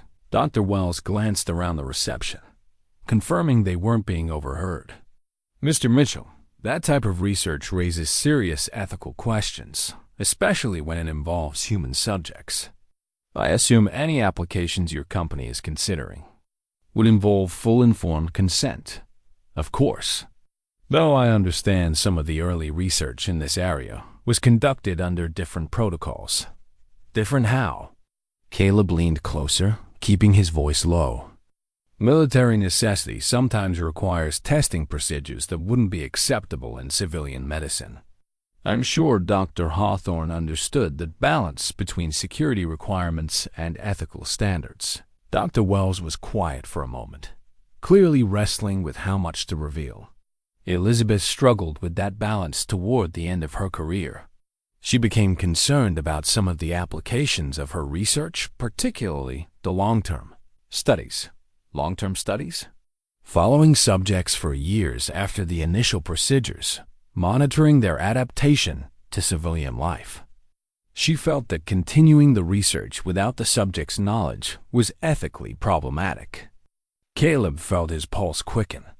Dr. Wells was confirming the existence of exactly the kind of long-term monitoring program that had been conducted on him and the other Mindbridge subjects. Did she express these concerns to anyone in particular?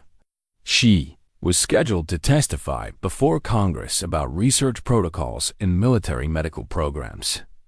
She felt that some of the work being done under national security classifications was crossing ethical lines. Congressional testimony that would never happen now that Dr. Hawthorne was dead. Did she mention any specific programs? Dr. Wells looked around the reception again, then made a decision. "Mr. Mitchell, I don't know who you really are or what your interest is in this research, but I will tell you that Elizabeth was frightened in the weeks before her death. She believed that someone was monitoring her communications and possibly threatening her safety. Threatening her how? She wouldn't give me details, but she said that certain people had too much invested in keeping old research programs secret. She was considering withdrawing from the congressional testimony." Before Caleb could ask another question, Dr. Wells excused herself and moved away, clearly uncomfortable with the direction of their conversation. But she'd provided valuable confirmation that Dr. Hawthorne had been under pressure and possibly threatened before her death.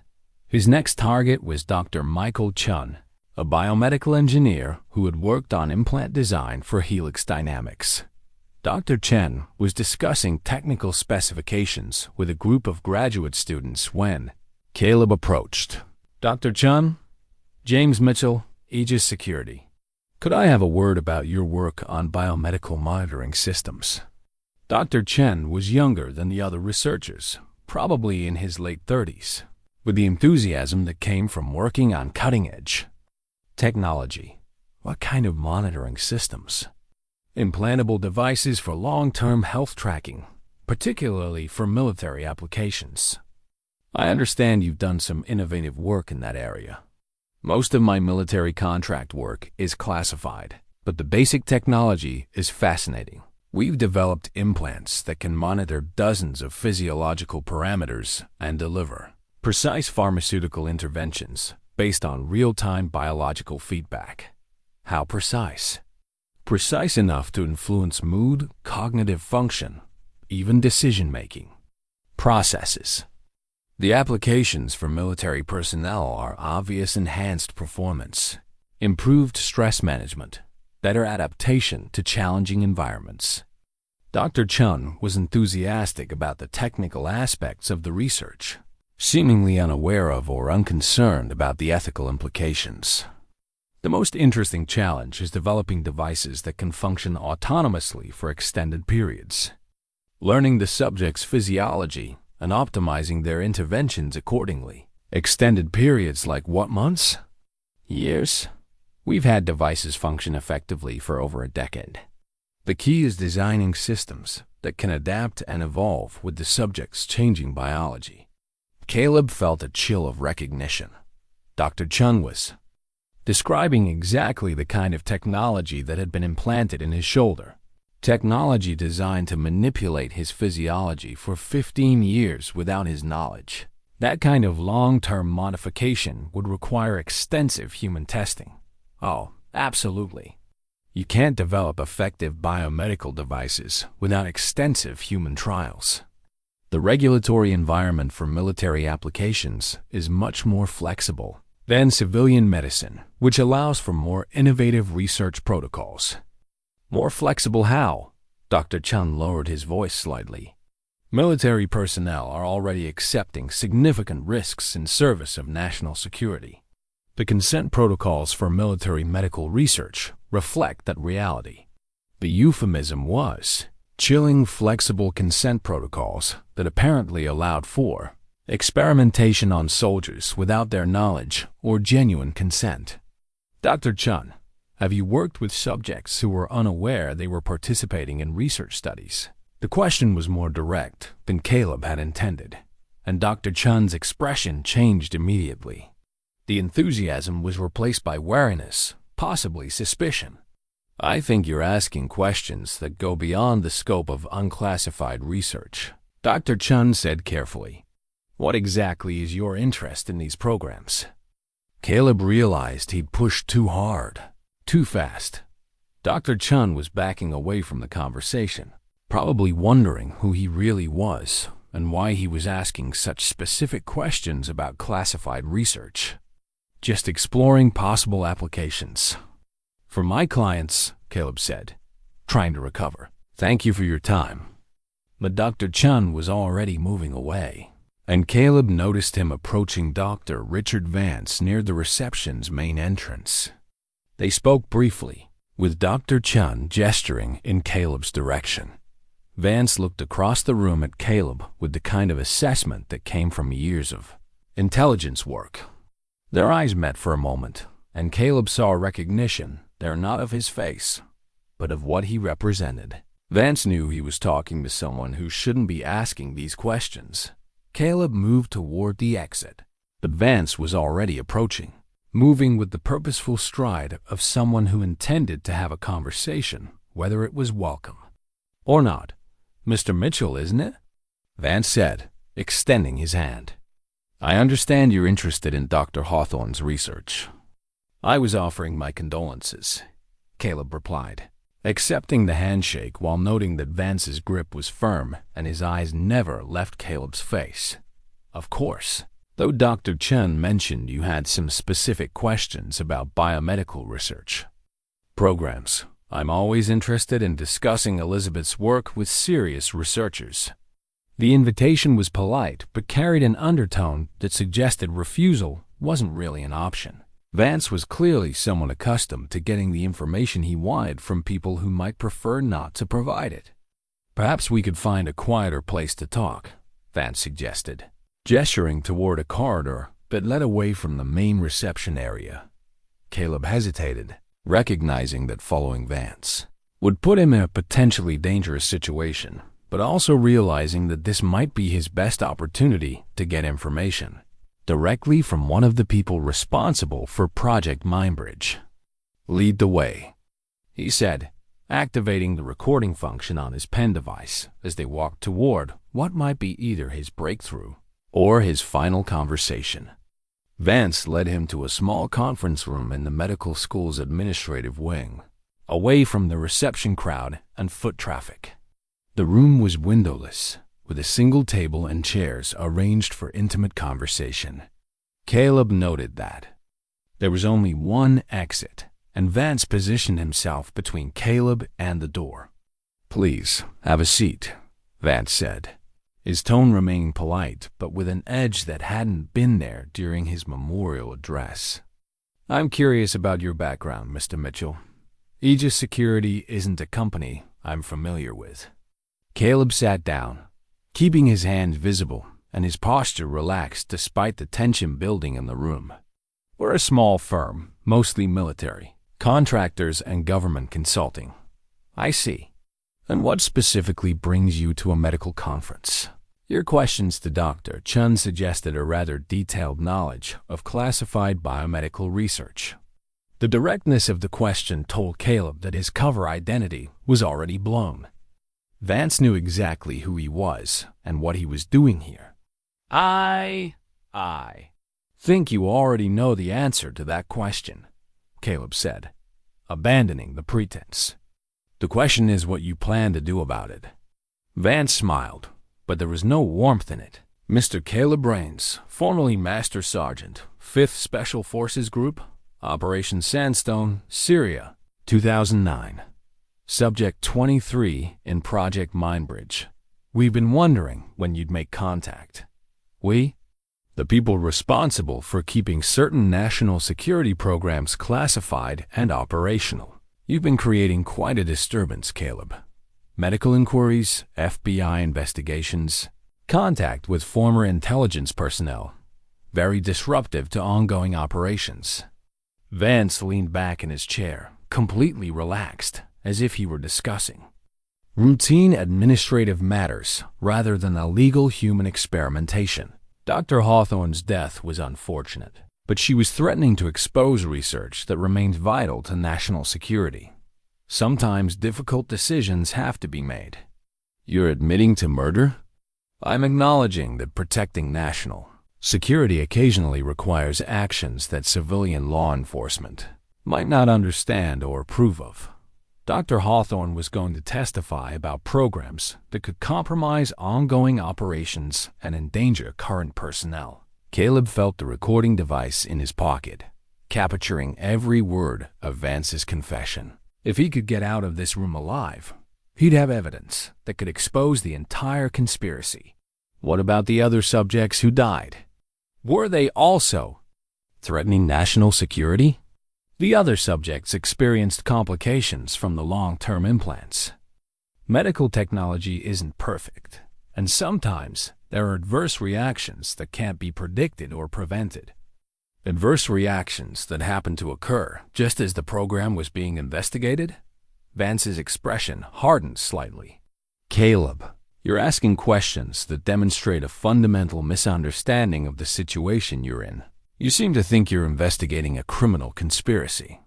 What you're actually doing is interfering with a legitimate national security program that has legal authorization at the highest levels of government. Legal authorization for non-consensual human experimentation, legal authorization for research that enhances the capabilities of military personnel in service of national defense. The consent protocols were appropriate for military operations, and the results have contributed to technologies that save lives and protect American interests.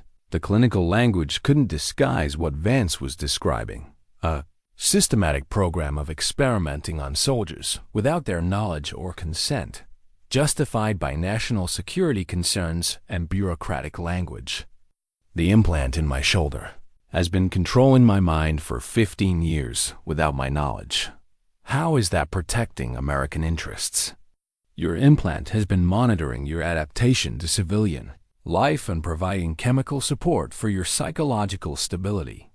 The data collected from you and the other subjects has contributed to treatments for PTSD, depression, and other combat-related psychological conditions. Your sacrifice even if involuntary, has helped thousands of other veterans. Vance stood up and moved closer to Caleb's chair. But more importantly, the program is still operational. We're currently working with a new generation of volunteers who are fully aware of the experimental nature of their treatment. Volunteers? Service members who understand that enhanced performance technologies can improve their effectiveness and survival rates in combat operations. They've provided informed consent for implant procedures that build on the research conducted through Project Mindbridge. Caleb realized that exposing the historical program might not be enough. If Vance was telling the truth, there were currently soldiers receiving implants based on the research that had been conducted on him and the other unwilling subjects. How many current volunteers? Enough to validate the research and develop improved technologies. The program has evolved significantly since your participation. Caleb, current subjects have much more sophisticated implants with enhanced capabilities. Enhanced. How? Vance checked his watch, as if the conversation had a predetermined endpoint. Real-time communication with command elements, enhanced sensory capabilities, improved physical performance, optimized decision-making under stress. The applications are remarkable. And if something goes wrong? If the volunteers want the implants removed? The volunteers understand the risks. Unlike the original subjects, they're aware that the implants are designed for permanent integration. With their physiology, removal isn't an option. The implications were staggering. Not only had the program continued and expanded, but the current generation of subjects was being told up front that the modifications were permanent. They were creating enhanced soldiers who could never return to normal human physiology. Caleb, I'm going to offer you a choice, Vance continued. You can continue to pursue this investigation, which will ultimately be unsuccessful and potentially fatal for you. Or you can accept that you've served your country in ways you didn't expect and move on with your life. What kind of choice is that? The kind of choice that recognizes reality. The program has legal authorization, political protection, and operational necessity. Your individual concerns, while understandable, don't outweigh the national security benefits of the research. Vance moved toward the door, clearly preparing to end the conversation. Dr. Martinez tells us that you've been using the temporary delivery system we provided. That demonstrates a level of cooperation that could make your future much more comfortable. You've been monitoring my medical treatment. We've been ensuring that your transition away from the long-term implant proceeds safely. The device you're wearing can be adjusted to provide different levels of chemical support, depending on your level of cooperation with program security. The threat was clear: continue the investigation and suffer withdrawal symptoms that could be fatal, or accept the situation and receive the chemical support necessary to function normally. What happens if I choose not to cooperate? The temporary device can be deactivated remotely. Without chemical support, you'd experience withdrawal symptoms that would incapacitate you within hours and potentially kill you within days. The medical team at Walter Reed would conclude that your body rejected the implant removal procedure. Caleb felt a wave of artificial calm wash over him as he processed the threat. The ear device was providing the chemical stability that was keeping him functional, but it was also a leash that could be tightened or removed at any time. On the other hand, Vance continued, continued cooperation could lead to a very comfortable retirement, enhanced chemical support for improved health and performance, financial compensation for your service to the program, even possible involvement in the current research as a consultant. You're offering to buy me off. I'm offering to acknowledge your contribution to national security research and provide appropriate compensation for your service. Vance opened the door, but paused before leaving. Caleb, you have 48 hours to decide. The temporary device will continue functioning during that time, giving you an opportunity to experience both options. After that, Your level of cooperation will determine how the situation proceeds. And if I try to expose the program anyway, then you'll discover that exposing classified national security programs is more difficult than you imagine, especially when the people responsible for protecting those programs have unlimited resources and no compunction about using them. Vance left the room, leaving Caleb alone with the recording device that had captured everything, and the knowledge that he had 2 days to find a way to expose a conspiracy that had the full backing of the U.S. government. Caleb left Georgetown University with Vance's confession recorded and 48 hours to live unless he submitted to permanent chemical dependence. The temporary device in his ear felt different now that he knew it could be shut off remotely, less like medical support and more like a collar that could be tightened at any moment. His first call was to Marcus Webb, using a prepaid phone he'd purchased for emergency communications. "Marcus, I need to see you immediately. I have what we need, but the situation has changed." "How changed?" "They know I'm investigating. They're threatening to kill me in 48 hours, and the program is still active with new subjects who can never have their implants removed." Marcus was quiet for a moment. "Where do you want to meet?" "Your choice, but somewhere they won't expect and won't be monitoring. Union Station, main concourse, in 2 hours. Come alone and watch for surveillance." The trip into D.C. felt like enemy territory. Every car behind him could be surveillance. Every pedestrian on the street could be reporting his movements. The paranoia was probably justified. Vance's people had been monitoring him for years, and now they had active reason to track his every move. Union Station was busy with evening commuters, providing good cover for a clandestine meeting. Marcus was waiting near the departure boards, reading a newspaper and occasionally glancing at his watch. He looked like any other business traveler waiting for a train. "Show me what you have," Marcus said without preamble as Caleb approached. Caleb played back the recording of his conversation with Vance, watching Marcus's expression grow increasingly grim as the audio revealed the scope of the current program and the threats against Caleb's life. "This is better than I hoped and worse than I feared," Marcus said when the recording ended. Vance just confessed to murder and ongoing federal crimes, but he also demonstrated that they have resources and legal protection that will make prosecution nearly impossible. "What do you mean?" "If the program has legal authorization at the highest levels of government, as Vance claimed, then exposing it becomes a matter of national security versus individual rights. The government will claim that protecting the program is more important than prosecuting the crimes." Marcus handed Caleb a thick envelope. "I've been doing some research since our last meeting. These are the names and locations of the other surviving Project Mindbridge subjects. If you're going to expose this, you'll need their testimony to demonstrate the scope of the original program."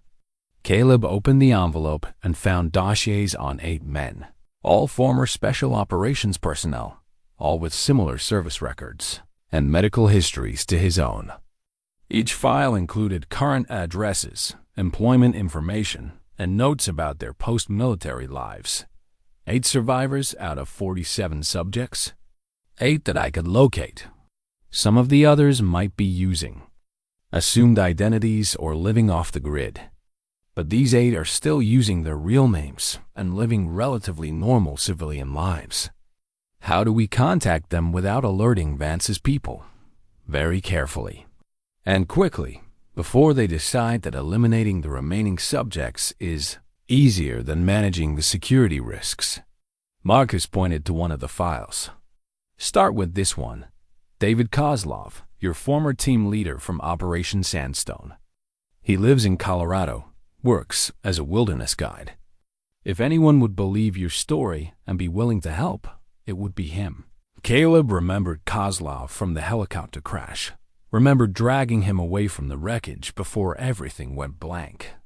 If Kozlov had also been subjected to the same experimental procedures, he might have his own questions about the missing 3 days. How do I reach him without compromising his security? Drive to Colorado, approach him in person, tell him everything. If he's willing to cooperate, you coordinate contact with the other subjects. If not, you move on to the next name on the list. That could take weeks, and Vance only gave me 48 hours. Marcus checked his watch. 36 hours now. But Caleb, think about this strategically. Vance needs you alive long enough to confirm that you're not going to expose the program. If you disappear for a few days, he'll assume you're gathering evidence or planning something. That gives you time to contact the other subjects. And if the temporary device shuts down while I'm on the road, then you'll find out how much of your physiology has been altered by 15 years of chemical manipulation. But if you stay here and submit to their terms, you'll never get another chance to expose what they've done. After Marcus left, Caleb sat in Union Station for another hour, thinking through his options. He could drive to Colorado and try to contact the other subjects, risking withdrawal symptoms that might incapacitate or kill him. He could try to expose the program immediately with the evidence he had, knowing that government protection would probably prevent any meaningful prosecution.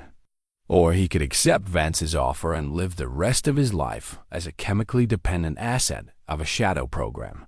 None of the options were good, but only one offered any possibility of justice for what had been done to him, and the other subjects thought his phone rang. Dr. Martinez. Caleb, where are you? You missed your appointment this afternoon, and I'm concerned about your chemical levels. Dr. Martinez, I need to ask you something, and I need you to be completely honest.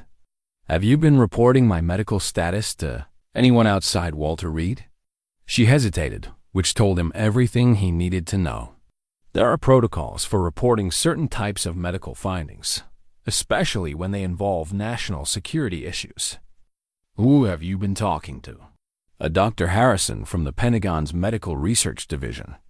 He said he was coordinating care for former participants in classified medical programs. Dr. Harrison, another handler, another layer of the conspiracy, designed to monitor and control the surviving subjects. Dr. Martinez had been reporting his medical status and treatment plans to the same people who were threatening to kill him. Dr. Martinez, listen to me carefully. The people you've been reporting to are responsible for the illegal experimentation that was conducted on me and other soldiers. They killed Dr. Hawthorne to prevent her from testifying about the program, and they're threatening to kill me unless I agree to permanent chemical dependence.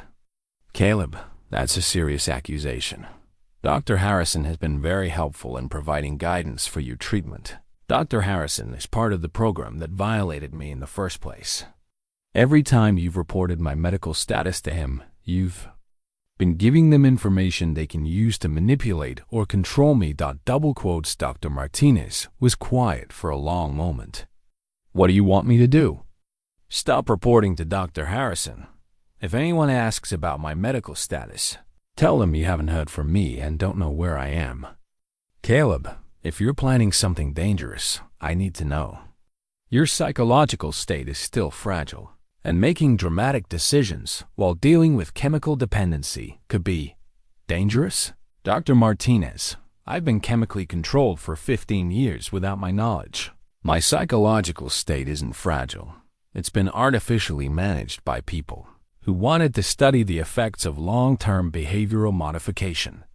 The dangerous thing would be to continue trusting the same people who violated me in the first place. After ending the call, Caleb realized that his support network was smaller than he'd thought. Dr. Martinez, despite her good intentions, was compromised by her contact with the Pentagon. Agent Hayes was constrained by the FBI's orders to suspend the investigation. His only reliable ally was Marcus, and Marcus had made it clear that he could only provide information, not operational support. Driving toward Colorado, Caleb felt the familiar weight of being on his own in hostile territory. But this time, the territory was his own country, and the hostiles were the people he'd spent 20 years serving. The irony was bitter, but the mission was clear. Expose the conspiracy before they decided that eliminating him was easier than managing him. The temporary device in his ear was still functioning, still providing the chemical stability that kept withdrawal symptoms at bay. But he could feel subtle changes in his mental state, evidence that Vance's people were already adjusting the device's output to encourage compliance and discourage resistance. It was a race against time and chemistry, with the lives of current and future soldiers hanging in the balance. If he failed, Project Mindbridge would continue operating, creating more enhanced soldiers who could never return to normal human physiology. But if he succeeded, he might finally get justice for 15 years of violation and prevent the same fate from befalling others who trusted their government to protect them rather than experiment on them. 6 months later, Caleb sat in a small cafe in Denver, watching the morning news with a mixture of satisfaction and exhaustion. The lead story was about the congressional hearings that had finally shut down Project Mindbridge and led to the indictment of 12 government officials and contractors, including Dr. Harrison and several Pentagon administrators.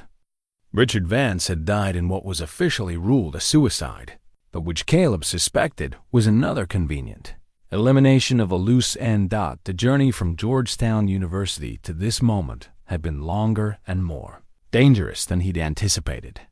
The drive to Colorado had taken 18 hours, with the temporary device in his ear gradually reducing its chemical output until withdrawal symptoms began to manifest: nausea, disorientation, and a crushing depression that felt like drowning from the inside. By the time he'd reached David Kozlov's Wilderness Guide service outside Aspen, he was barely functional. Kozlov had recognized him immediately, despite 15 years and the obvious effects of chemical withdrawal. More importantly, Kozlov had been experiencing his own questions about missing memories and strange behavioral changes since leaving the military. When Caleb showed him the recording of Vance's confession and explained the scope of Project Mindbridge, Kozlov's response had been immediate and decisive. "We find the others, and we expose everything," Kozlov had said. "Whatever it takes." The temporary device had shut down completely on the third day, leaving Caleb to endure withdrawal symptoms that included hallucinations, severe depression, and physical pain that felt like his nervous system was being recalibrated. Kozlov had stayed with him through the worst of it, providing the kind of steady support that had made him an effective team leader in combat. When Caleb was functional enough to travel, they'd begun systematically contacting the other surviving subjects. Of the 8 men Marcus had identified, 6 were willing to come forward with their stories. Each had experienced similar memory gaps, behavioral changes, and unexplained medical issues that suddenly made sense in the context of Project Mindbridge. The breakthrough had come when Dr. Patricia Wells, the researcher Caleb had spoken with at Georgetown, agreed to testify about the program's ethical violations and Dr. Hawthorne's fears before her death. Wells had provided documentation that proved the existence of the illegal experimentation and connected it to current programs involving volunteer subjects. The media exposure had been swift and overwhelming. The story of soldiers being used as unwitting test subjects for behavioral modification experiments resonated with the public in ways that dry congressional testimony couldn't achieve. When footage emerged of current program participants, enhanced soldiers who discovered they could never have their implants removed, the public outrage became impossible for the government to contain or dismiss. The congressional hearings had been painful but necessary. Caleb and the other survivors had testified about their experiences, providing first-hand accounts of the physical and psychological violations they'd endured. The medical evidence had been overwhelming: detailed scans of their implants, blood chemistry analyses showing the long-term effects of chemical manipulation, and psychological evaluations documenting the damage caused by 15 years of behavioral modification. Dr. Martinez had also testified, acknowledging her unwitting role in the conspiracy and providing medical evidence about the sophisticated nature of the implants. Her testimony had been particularly effective because it came from someone who initially trusted the Pentagon's assurances about the program's legitimacy. The legal aftermath was still unfolding. Several of the indicted officials had pled guilty to federal charges related to unauthorized human experimentation, while others were fighting the charges through appeals and claims of national security protection. The current generation of enhanced soldiers was receiving medical treatment to minimize the effects of their permanent implants. Though complete removal remained impossible, Caleb's own recovery had been gradual and incomplete. The withdrawal from 15 years of chemical management had left him with permanent changes in brain chemistry that would require ongoing medical treatment. But for the first time since Syria, his thoughts and emotions felt genuinely his own, unfiltered by artificial chemical interventions. The financial settlement from the government had been substantial, though no amount of money could compensate for 15 years of lost autonomy. More importantly, new legislation had been passed requiring explicit informed consent for any medical experimentation on military personnel, with independent oversight to ensure compliance. Mrs. Chun had been waiting for him when he'd returned to Arlington after the congressional testimony. She'd followed the news coverage and understood more about his situation than he'd given her credit for. "I always wondered why you seemed so controlled, so careful about everything," she'd told him. "Now I understand it wasn't really you making those choices." The relationship with Dr. Martinez had been more complicated. She genuinely tried to help him, but her reporting to Pentagon handlers had compromised his safety and privacy. They'd worked together to ensure his medical records were properly documented for the congressional investigation, but the trust between them had been permanently damaged. 6 months later, Caleb sat in a small cafe in Denver, watching the morning news with a mixture of satisfaction and exhaustion. The lead story was about the congressional hearings that had finally shut down Project Mindbridge and led to the indictment of 12 government officials and contractors, including Dr. Harrison and several Pentagon administrators. Richard Vance had died in what was officially ruled a suicide, but which Caleb suspected was another convenient elimination of a loose end. The journey from Georgetown University to this moment had been longer and more dangerous than he'd anticipated. The drive to Colorado had taken 18 hours, with the temporary device in his ear gradually reducing its chemical output until withdrawal symptoms began to manifest: nausea, disorientation, and a crushing depression that felt like drowning from the inside. By the time he'd reached David Koslow's Wilderness Guide service outside Aspen, he was barely functional. Kozlov had recognized him immediately, despite 15 years and the obvious effects of chemical withdrawal. More importantly, Koslov had been experiencing his own questions about missing memories and strange behavioral changes since leaving the military.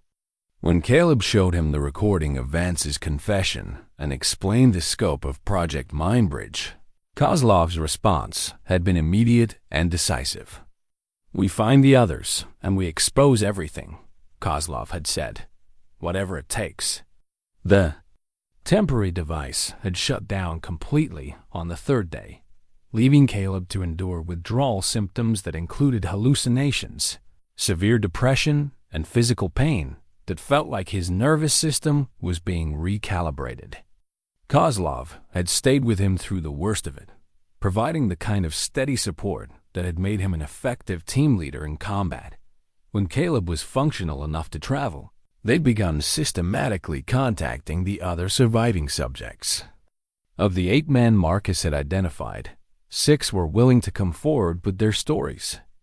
Each had experienced similar memory gaps, behavioral changes, and unexplained medical issues that suddenly made sense in the context of Project Mindbridge. The breakthrough had come when Dr. Patricia Wells, the researcher Caleb had spoken with at Georgetown, agreed to testify about the program's ethical violations and Dr. Hawthorne's fears before her death.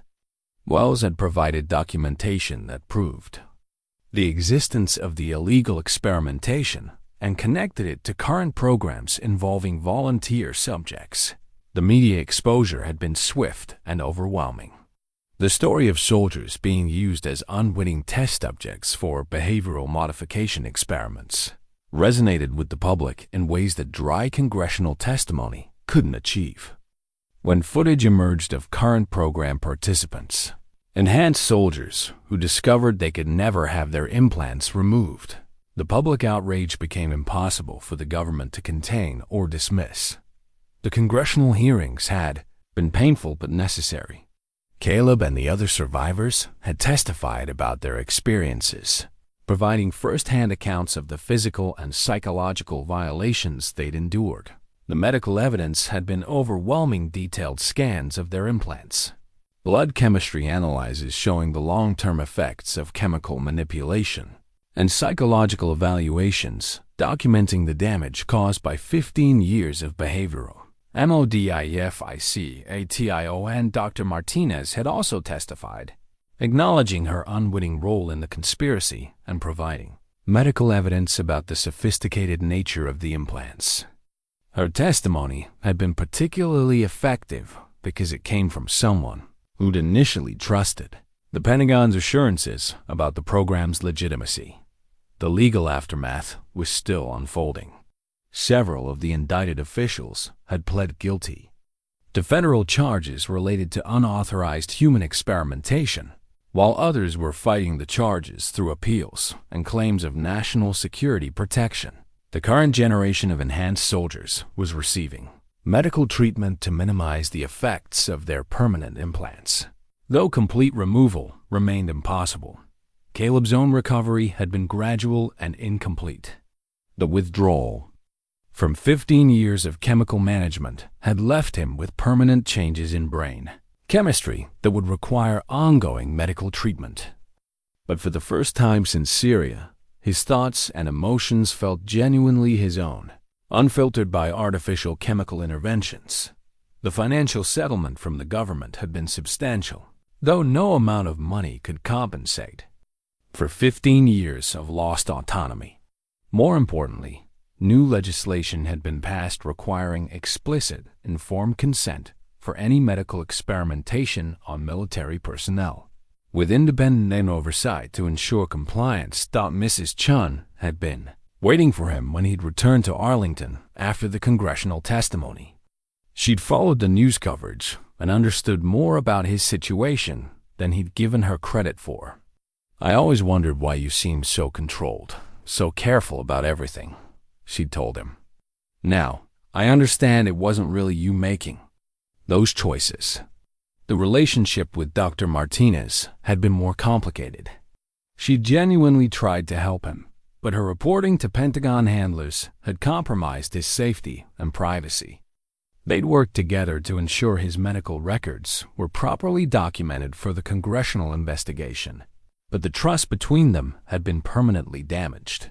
Agent Hayes had been vindicated by the investigation's outcome, though her career with the FBI had been effectively ended by her willingness to pursue a case her superiors had wanted buried. She'd left the bureau and was now working as a private investigator specializing in cases involving government misconduct. Marcus Webb had provided crucial intelligence throughout the investigation, though he managed to maintain his anonymity and avoid the public attention that had fallen on the other participants. The intelligence community had its own ways of dealing with people who exposed classified programs, and Marcus preferred to remain in the shadows where he could continue helping other victims of government overreach. David Kozlov had become something more than a fellow survivor. He'd become the brother Caleb had never had, someone who understood the violation they'd experienced and the long road to recovery they both faced. They'd started a non-profit organization to help other veterans who suspected they'd been subjected to unauthorized medical experimentation, providing legal and medical resources for people fighting their own battles against government secrecy. The work was meaningful in ways that his previous civilian life had never been. For 15 years, he'd felt disconnected from purpose, living a controlled existence that had been artificially managed to keep him stable and compliant. Now, helping other veterans reclaim their autonomy and dignity gave him a sense of mission that felt authentically his own. The cafe in Denver had become his regular morning spot, a place where he could read the news and think about how much had changed since that routine medical appointment at Walter Reed. The implant scar on his shoulder was finally healing properly, no longer harboring foreign technology designed to control his mind and body. His phone buzzed with a text from Kozlov. New case in Seattle. Former Marine. Similar symptoms. Can you fly out tomorrow? Caleb smiled, finishing his coffee and preparing to head to the airport. There was still work to do. Still veterans who needed help understanding what had been done to them and how to fight back. The conspiracy that had controlled his life for 15 years was broken, but its effects continued to ripple through the lives of soldiers who trusted their government to protect them rather than exploit them. The morning sun was bright as he walked to his car, and for the first time in as long as he could remember, the future felt like something he could shape through his own choices rather than chemical manipulation.